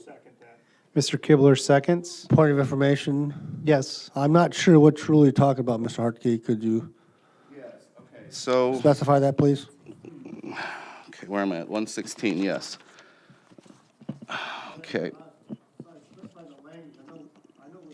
I know which rule, I Basic- specify which the- language do you want in there. Basically remove the strikeout is what I'm saying. Well, there's no strikeout, it's all On underlined. J, excuse me, And on Jay, on Oh, 5J. Next page? Oh, okay, sorry. you're also asking for the edit. And then the elimination of the extra language, I guess, in I. Essentially restoring J as I, or the portion of,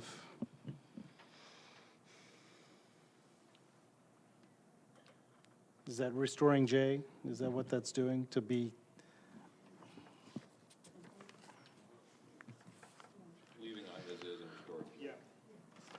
Yes, leaving I as is and restoring J. So if you look at this, I'm asking to remove the strikeout in here and remove the additional, in J, and remove the additional language added to I.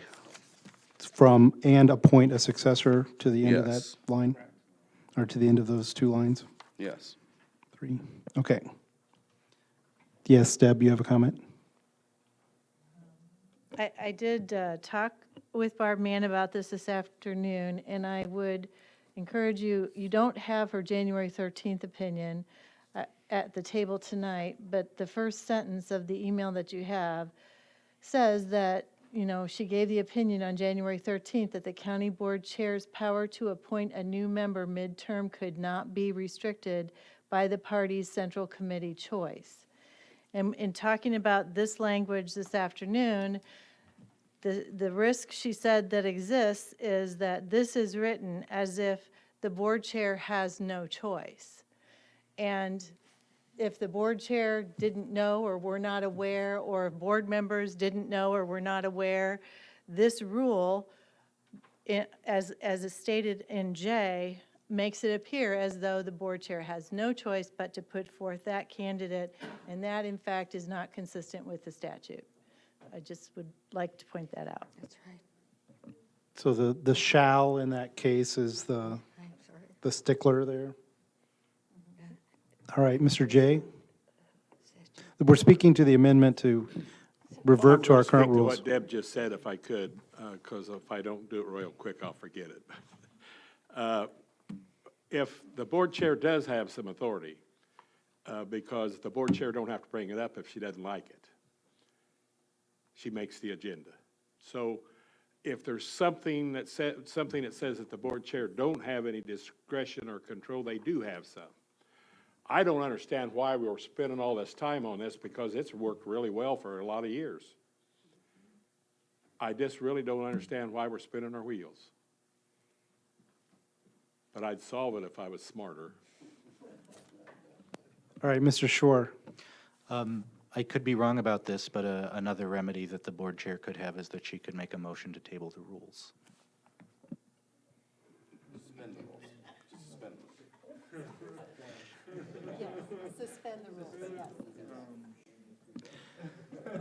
All right, so we're talking about an amendment to essentially undo the change in the rules that updates the replacement of county board members. Mr. Alex? Real quick, I'm going to vote against the amendment because I think that it is misleading to anybody who's going to read the rules. I mean, we can say we're going to listen to the county party chair recommendation, but yes, technically the county board chair can appoint whoever they want by statute. I don't think that comes across in these rules, and I think we ought to at least have our rules be something that the public can, if they ask, how would we fill a midterm vacancy, can look at the rules and have a reasonable idea how it works. So I understand that. I mean, I agree with John Jay. I mean, the process that we have always used, which is we go to the county party, whoever the county party recommends, we appoint. I absolutely think that is what we should continue to do. But the fact that our rules, by saying that, are giving people an impression that that's the way we have to do things, I don't like. So I will vote against that. And I would say either the language that's in the memo or the language that's in Ms. Mann's memo, both of which essentially say, we're gonna notify the committee, and then we're gonna appoint somebody to the same party. Barb's language is a little stronger in that it says we will take the advice of the respective party with the advice of the respective party central committee. I could be okay with either of those, but I don't like the idea of having our rules contain something that a reasonable person would read and get the impression that the party the party decision was binding, because it's not. All right, Mr. Hartke.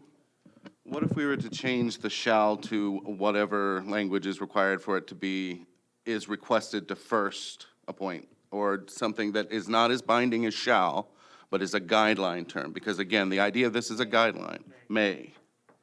Mr. Alex? I would argue that that's Barb Mann's language. Within 60 days, the board chair, with the advice of the respective party's central committee, shall appoint a successor who shall be of the same political party. I mean, I think that gets across the idea of we're supposed to listen to the party. All right, so we're currently talking about Mr. Hartke's amendment. Any other comments or questions about that? All right, I'm going to call vote on that. All those in favor of that amendment, say aye. Aye. Those opposed, say nay. Nay. That amendment fails. Mr. Weibel? Yeah, I would move to add the verbiage from Barb Mann's memo of March 6th, that is the within 60 days to the approval of the board. And then we would remove under item, or I guess it'd be 5I, we would remove the material that's underlined, except for the last sentence. We would remove, and appoint a successor, to the top of the next page to approve of the board, period. The next sentence would remain in there. So are you sure that did you take the 60 days out of Barb Mann's Well, language? the 6 days is in there. Oh, sorry, that's already So in there. you don't So wanna we repeat that, can- right? We can remove the last sentence. I'm Okay. sorry, I missed that, yes. So remove all the underlined text and substitute Barb Mann's language. Right. The within 60 days Right. through the approval of the board. Second. Seconded by Mr. Kibler. Discussion about that amendment. Mr. Weibel? One thing I like about this, we've talked about the problems of which party you belong to, which is on the back of this memo. Certainly this way, the chair can go to the chair of the central committee and say, is this member a Democrat, a Republican, or whatever party they're talking about? Certainly that is a useful way for determining, is this person a member of that same political party, which we have to do by law. And the stuff on this is, on the back of this is sometimes hard to track down, and so I think it's good to have somebody who's experienced with the party who would know. And I think we can leave it as central committee. The chair represents the central committee, so we just leave that language as is. Mr. Rosales? I have a little issue. I would imagine that in the case that I leave this office and there's a replacement, we could look through the county clerks to see what the voting records of that individual was. I don't think it has to be determined, because I think there's a lot of manipulation when it comes to be the county chair of that party or the precinct committee chair of that party. So I wouldn't want any of those two determining who is a Democrat and who isn't. You know, whether we helped on campaigns or whether we did, worked at other political candidates' ability to get elected, I think is the end all is how you voted the last 5 years or the last 2 years or the last, years. I know that in some elections, especially general elections, not general, but specific elections, for the presidency, many people switch parties and many people vote the other party. So I have an issue with this because of the fact that in my particular party, and I'm going to say it, there's a lot of manipulation as to who makes that nomination. And I would be very concerned when that nomination is being made by a group of people that have biases. So we need to look at the voting record of the individual that's being nominated for the board, and so that the chair can make that decision. All right, Mr. Kibler, I saw your hand up at the same time I saw Mr. Rosales. Mr. Weibel maybe responding to his comments. Are I've you- got are something you- completely new to talk about. It is your amendment, so if you were The responding to that problem comment. is that the voting records only indicate what party you pick in primaries, and many people do not vote in primaries. There are a lot of people who just vote the general election, and you don't know if you're Democrat or Republican how you vote there. It's not recorded. It's only in primaries, and that's the problem. So tell me, I've looked at voting records because I had to when I was chair for appointments, and they're pretty spotty, and that's a problem. All right, I had Ms. Bergson next. I agree with Geraldo. I don't think you can let the county chairman decide who is or isn't in the party. Among other things, that would give him a veto over this appointment. All right, Mr. Alex, and then you, Mr. Kibler. The law says the chair can appoint whoever they want, but they've got to be of the same party as the vacancy, and it's subject to approval by the board. I think this language does a good job of saying, we understand what the law is, but we expect the board chair to take the advice of the party into account. So I think I'm fine with this. Mr. Kibler's next, and then you, Mr. Esri. So I want to kind of shift gears to the within 60 days piece and versus what was removed, which was within 60 days to the extent practical. So in a training session that we had gone to a month or two ago, the discussion of when a vacancy comes up, how long does the board have to do it? And the discussion revolved around 60 days. And then the question was asked, what happens if you go over that 60 days? And by Barb Mann's suggestion, within 60 days, the board shall do it. In the event that that doesn't occur, what happens? Do we lose the vacancy appointment power? Is that gone? I can see that being used as a vehicle potentially maliciously, or not maliciously, just we forgot or something. So I would like to see some sort of discussion from the State Attorney's Office on what happens if this goes over 60 days per this. I think what Mr. Weibel is about to suggest is that to the extent practical be added back in. Is that? What would happen is that a county board member could sue you to make sue the chair to make the appointment as soon as possible. That's what it comes down to. Ms. Petrie. To add what we learned at the training session, Jeff didn't finish that, and I do think that since our state's attorney is the one who comes to our defense to check with that, we were told if it isn't done within the 60 days as prescribed by the statute, that you lose the chance to fill that position until the next scheduled election. So we might want to check that out. Okay, Mr. Esri, you've been waiting. I was just going to say, it's with the consent of the board. I think, speaking for both parties, I believe the members from Democratic Party, the members from the Republican Party, it's going to get back to the members on that board that he's a sheep in wolf's clothing, or wolf in sheep's clothing. I said that wrong. And he is not. Could be true the other way, too. He is not a Republican, or he is not a Democrat. He's a whatever. I think that is the key that it's going to get back to the members that person either is or isn't the right party. All right, Mr. Weibel. I have to disagree with the advice you got, Ms. Petrie, because state law does not operate in a vacuum. Basically says, the law says this is how it will be. I mean, why couldn't it be you lose that right for 90 days? Why should it be? It has to say you would lose. It has to say you lose that right to the next election. It does not say that. I mean, it has to be in there. Otherwise, it could be just a year. It's not in there.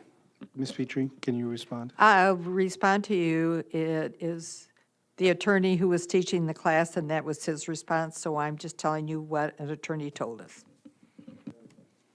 All right, Mr. Rosales, and then Mr. Harper. Yeah, the issue that I have with the shall is like, it doesn't leave the decision for the chair to do that, because what it is that there's a recommendation made, and the central committee is basically obligating the chair to make that decision. I think if we soften up the language, which indicates that it may, whether it's a recommendation from other board members that are from the same party saying, that person we don't want, that is being recommended by the central committee, but this person will make an excellent county board member. I think in that case, it's up to the chair to make that decision. I don't think that it's an obligation you shouldn't obligate the chair to follow the call of the party. I think the chair knows the Democratic Party, the chair knows the Democratic constituents that are work within this board, and should be given the option to do that. I don't think it shall be by any reason or any form to go ahead and follow that. I think it's an option. It's many. This amendment would eliminate the shall, by the way. Okay. Just, good. I'll Mr. support it. Harper. Well, I've sat here and listened to this long enough. I'm either going to show how naive I am or how sarcastic I am. I would rather sit here with 22 qualified people, I don't give a damn what party they're in, that care about Champaign County. I don't want some chairman sitting there telling me, you vote my way or we'll come get you. I don't believe in that. I've been on boards for 35 years, from local to county to state association boards. Never once have I asked one individual on those boards, and I've been the president of every one of them, what political party are you in? So please, I don't give a damn.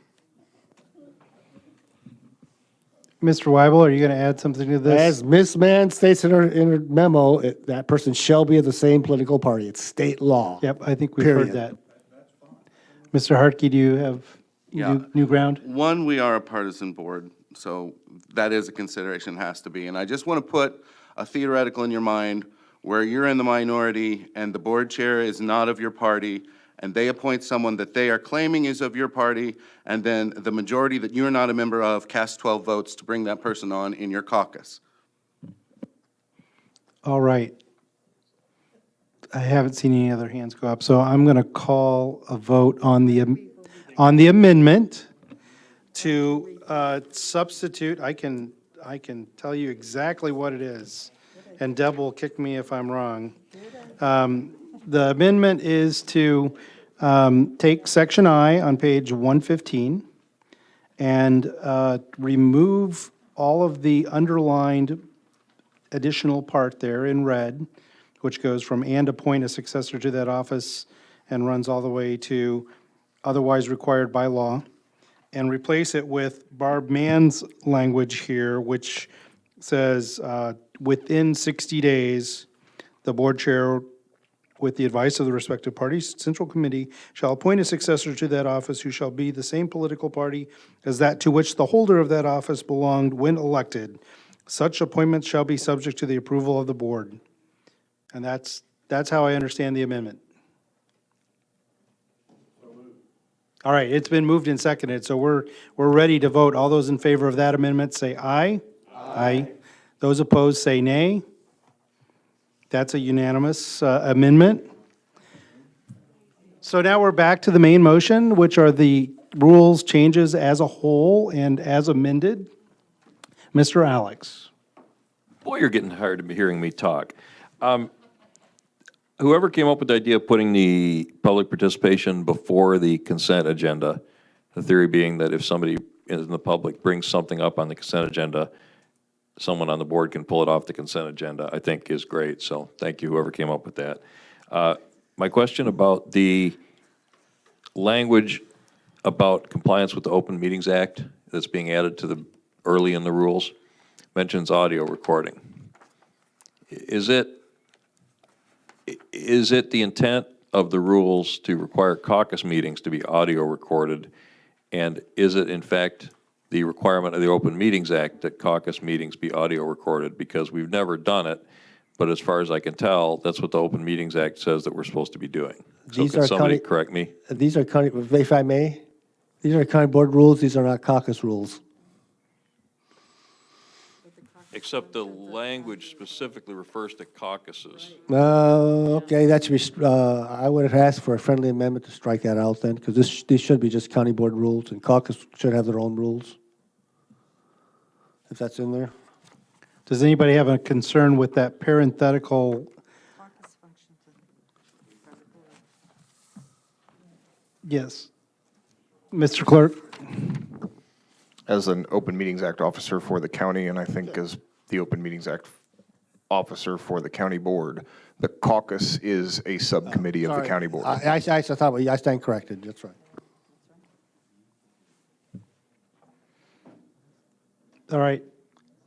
So I'm no longer asking about striking that.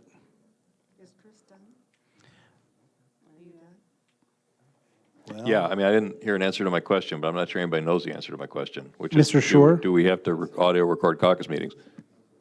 I was just wondering if the clerk could possibly tell us whether we do then need to start audio recording the caucus meetings. I don't believe so. I have not studied that. Yeah.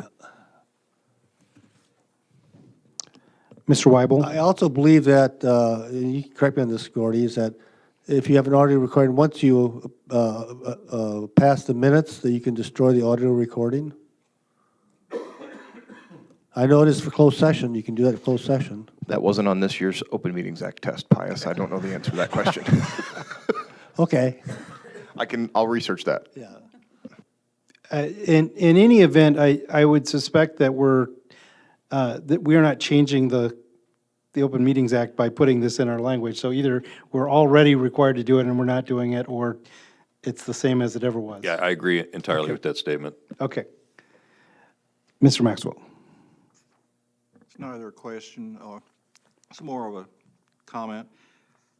Is it really needed to put anything after 5 ILCS 120, period? Does anything need to be done after that? Covered in the act.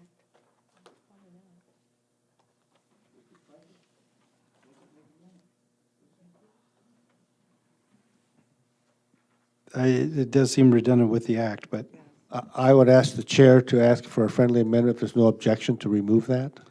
yeah, as before, it's being asked that we can remove after Open Meetings Act, paren 5 ILCS 120, close paren, all of the remaining portion of that paragraph, because that information is already covered in the Open Meetings Act.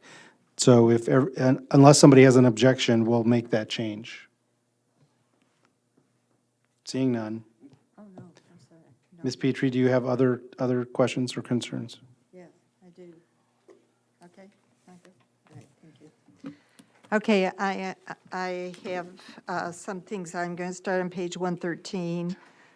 It's been suggested that we strike the historic record of previous resolutions related to the board rules.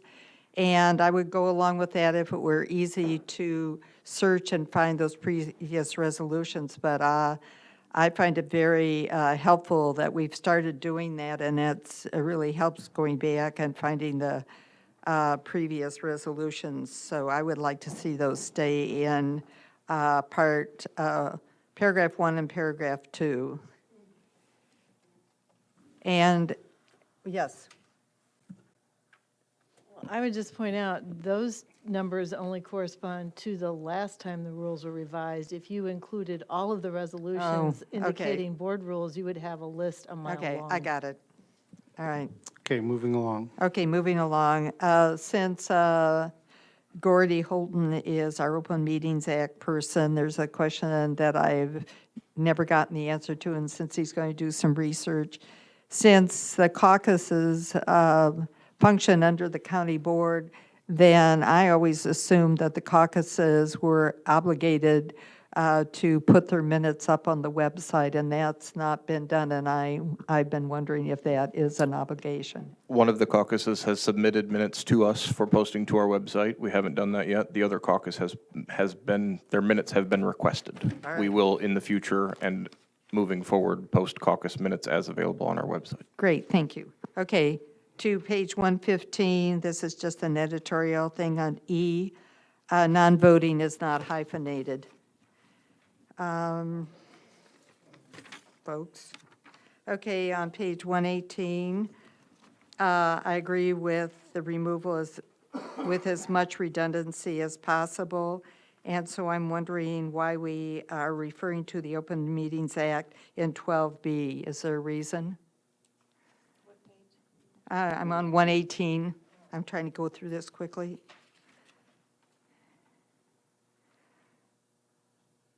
Okay, can that just be removed as a friendly agreement or not?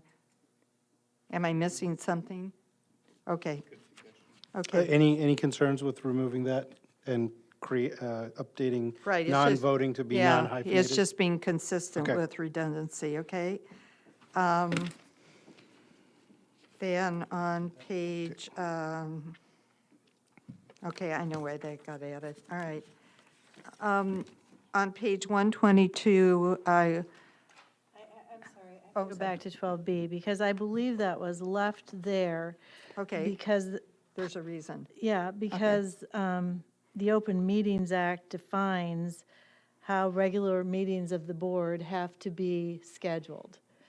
And in order to know exactly where the definition is for how the regular meetings need to be scheduled, you need the reference to the Open Meetings Act.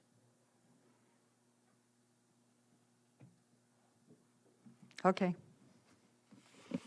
So we will not be removing that. okay, fine, I understand the reason behind, Okay, behind that. 122. Okay, that one got taken care of. Is there any advantage, page 122, number 15, to add an alphabetical, in this alphabetical soup here, a letter that defines all of the voting rules connected with the county board rather than having them scattered throughout various aspects of the document? Can you be more specific? Well, it talks about, I think it's number E, what it takes. The voting is 2/3 for, I'm assuming it's all fiscal responsibilities of the board. Is that correct? You break it up, but it's all fiscal responsibilities. Is that correct? Yeah.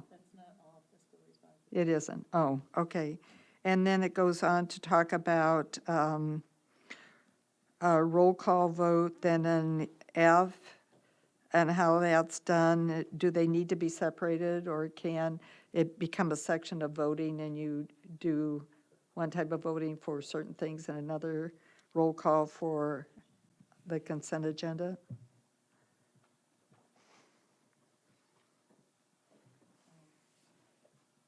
It seems pretty clear as it is. Okay. I don't know. Okay, that's fine. And the last one, which to me is still the tough one, and it's on page 124, it's K. And the way I read this, it just says approval for release of bids, et cetera, or other competitive purchasing documents for all county projects with the exception of, and then it lists all these things. And then where does it go?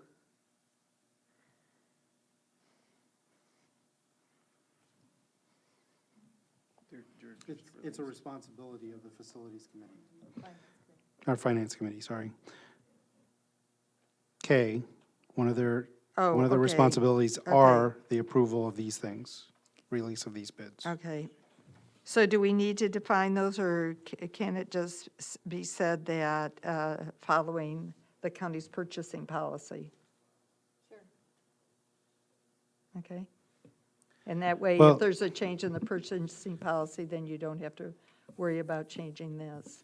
I thought we had this discussion at the agenda planning meeting for this. Right, We did. okay. So approval for release of bids, RFPs, RFQs, or other competitive purchasing documents for all county projects pursuant to the county's purchasing policy. So does everybody understand the substitution that's being described there, Mr. Alex? Yeah, but you need, if you're going to say that, you need to strike for all county projects. Because there are county projects that wouldn't be approved. I think you would need to say, approves for release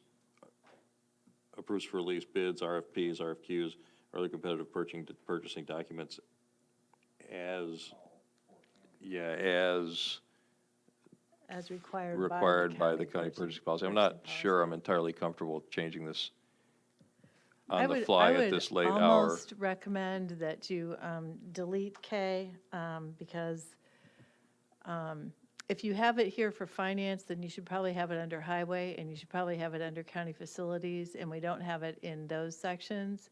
And it is an issue that is currently There are board members who are comfortable with the purchasing policy. The purchasing policy is going to come back to you in the near future for review, so maybe you should just strike K from this rewrite of the rules. Until we can take up the purchasing policy Yeah. and see what the Okay, subsequent. I can accept that So would- suggestion, would- thank you. Would you leave the finance section alone then? I would still recommend adding the J. J and taking out old And taking J? out what, or adding, whatever, yeah. So The just one not- before K. Not J. adding K, Yeah. is what you're talking about, okay. Okay, does anybody have a concern with dropping K at this time with the understanding that we will address the purchasing policy later? Okay, seeing none? Patsy, you're running out of pages here. I'm done. That's it? All right. I told you I'd save the hard one till last. Okay. Seeing no other hands raised, I will call for a vote on these changes to the county board rules as amended. All those in favor say aye. Aye. Those opposed say nay. That passes unanimously. Let's see, here we go. So,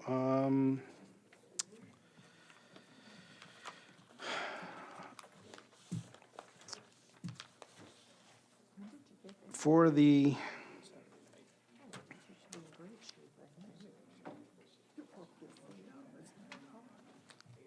this thing is too long. Okay.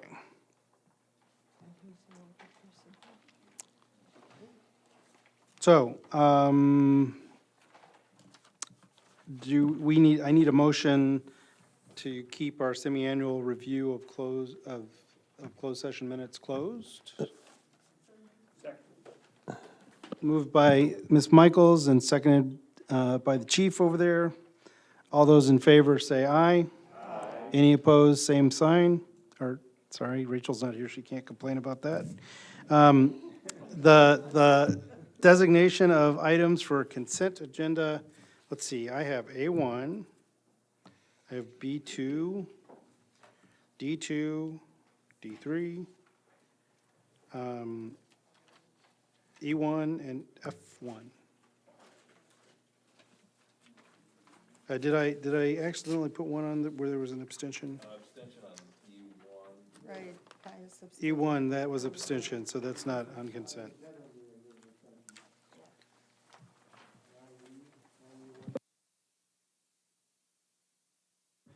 The addendum, I abstained. Okay, so that won't be on consent. That's all for policy. I have a question. Okay, I see on our desk a resolution. This isn't on the agenda, so we can't act on it. Is the plan to have it on a later agenda? A resolution calling for the Governor and General Assembly to protect necessary funding for county governments. Who's it from? I don't know. It's just on our desk. didn't you send me an email asking about that, Patsy? I sent you an email that it was an issue, but it's not on the agenda, so we can't act on it. Is this something that'll then be put on the county board agenda? No. Where did it come from? It was something that was passed along from. So it's from you? Yes. Okay, thank you. Yeah. I didn't make it up. If you want it considered at the full board meeting, I think you could add it to the agenda since that's in your prerogative. All right, thank you.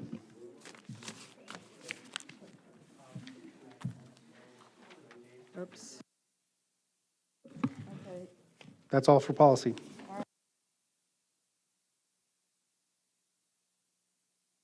All right, is there any other business for the evening, other than everybody wants to go home? I say this will be like really brief, All but right. kind of in conjunction with the resolution that was on everyone's desk. Right now, I think it's really important for the county board to be really focused on budgetary issues at the state level because it's going to impact us quite a bit. On Thursday, there's going to be several revenue meetings in the House and the Senate. Monday this week, Prop 1 and 2 had a joint meeting up in Chicago. And so there's been several, the mayor of Frankfurt, the deputy mayor of Chicago, some county board chairs, were all testifying and kind of giving out like what the cuts will mean for their budgets and what that'll mean for their services. A lot of the dialogue too was we're mandated to do X, Y, and Z at the county level. So if you're gonna take our money away, how can you still mandate all these other things? So I think for Champaign County, it'd be important for us to come up with maybe an idea of like what our like top 3 kind of grievances are with the budget or something like that, so we can effectively speak with our local representatives and senators. And then also, I think it would be effective to talk with GOMB, make sure that Tim Newting understands like kind of where Champaign County is coming from, but just keeping the dialogue open. And you can always file witness slips. It's really easy anymore. You can do it all online, and you can make a profile so it has all your information, and you literally click 2 buttons and you can submit a witness slip in like 15 seconds. So I know like weekly I just go through and we'll submit slips as either, you know, support, opposition, whatever the case may be on a bill. There are a couple bills that are more policy driven that would also save the county money. One is House Bill 261, which is Representative Sinowski's bill, and it would not require like Champaign to post meetings in the News Gazette. So that's $60,000 to $70,000 a year that we would save. So there's bills like that also that we can look out for, and you know, if we feel like we want to take a position on, I think it would be effective and help our bottom line. So that's in a nutshell. Thanks, Shana, and that gives me a lead in to let you know that I was able to tell the Democratic caucus, but for the rest of you, I have been invited by UCCI, as have other county board chairs, to meet with the governor this coming Tuesday afternoon. So I invite you to send me any bills or things that you would like highlighted during that session that pertain particularly to counties, 4 counties, and I'd like to have 10 that I have with me to take forward so we can get them on the agenda. I'm sure other county chairs will pick away at some of that list of 10, so I'd like to have a cache of them to take with me. Thanks. Yes, Mr. White. Well, the problem with that is, Patsy, is we can have a chance to vote on those. I mean, you're asking for individuals, but you're asking for things from the board. No, I'm asking things just like I did when I was invited to the Ronner transition team for people to send me things that they had concerns about. I aggregated them. I stated. Well, in I the think you should menu. emphasize those are from individuals and not from the county board. I will do that. Okay, thank you. Anything else?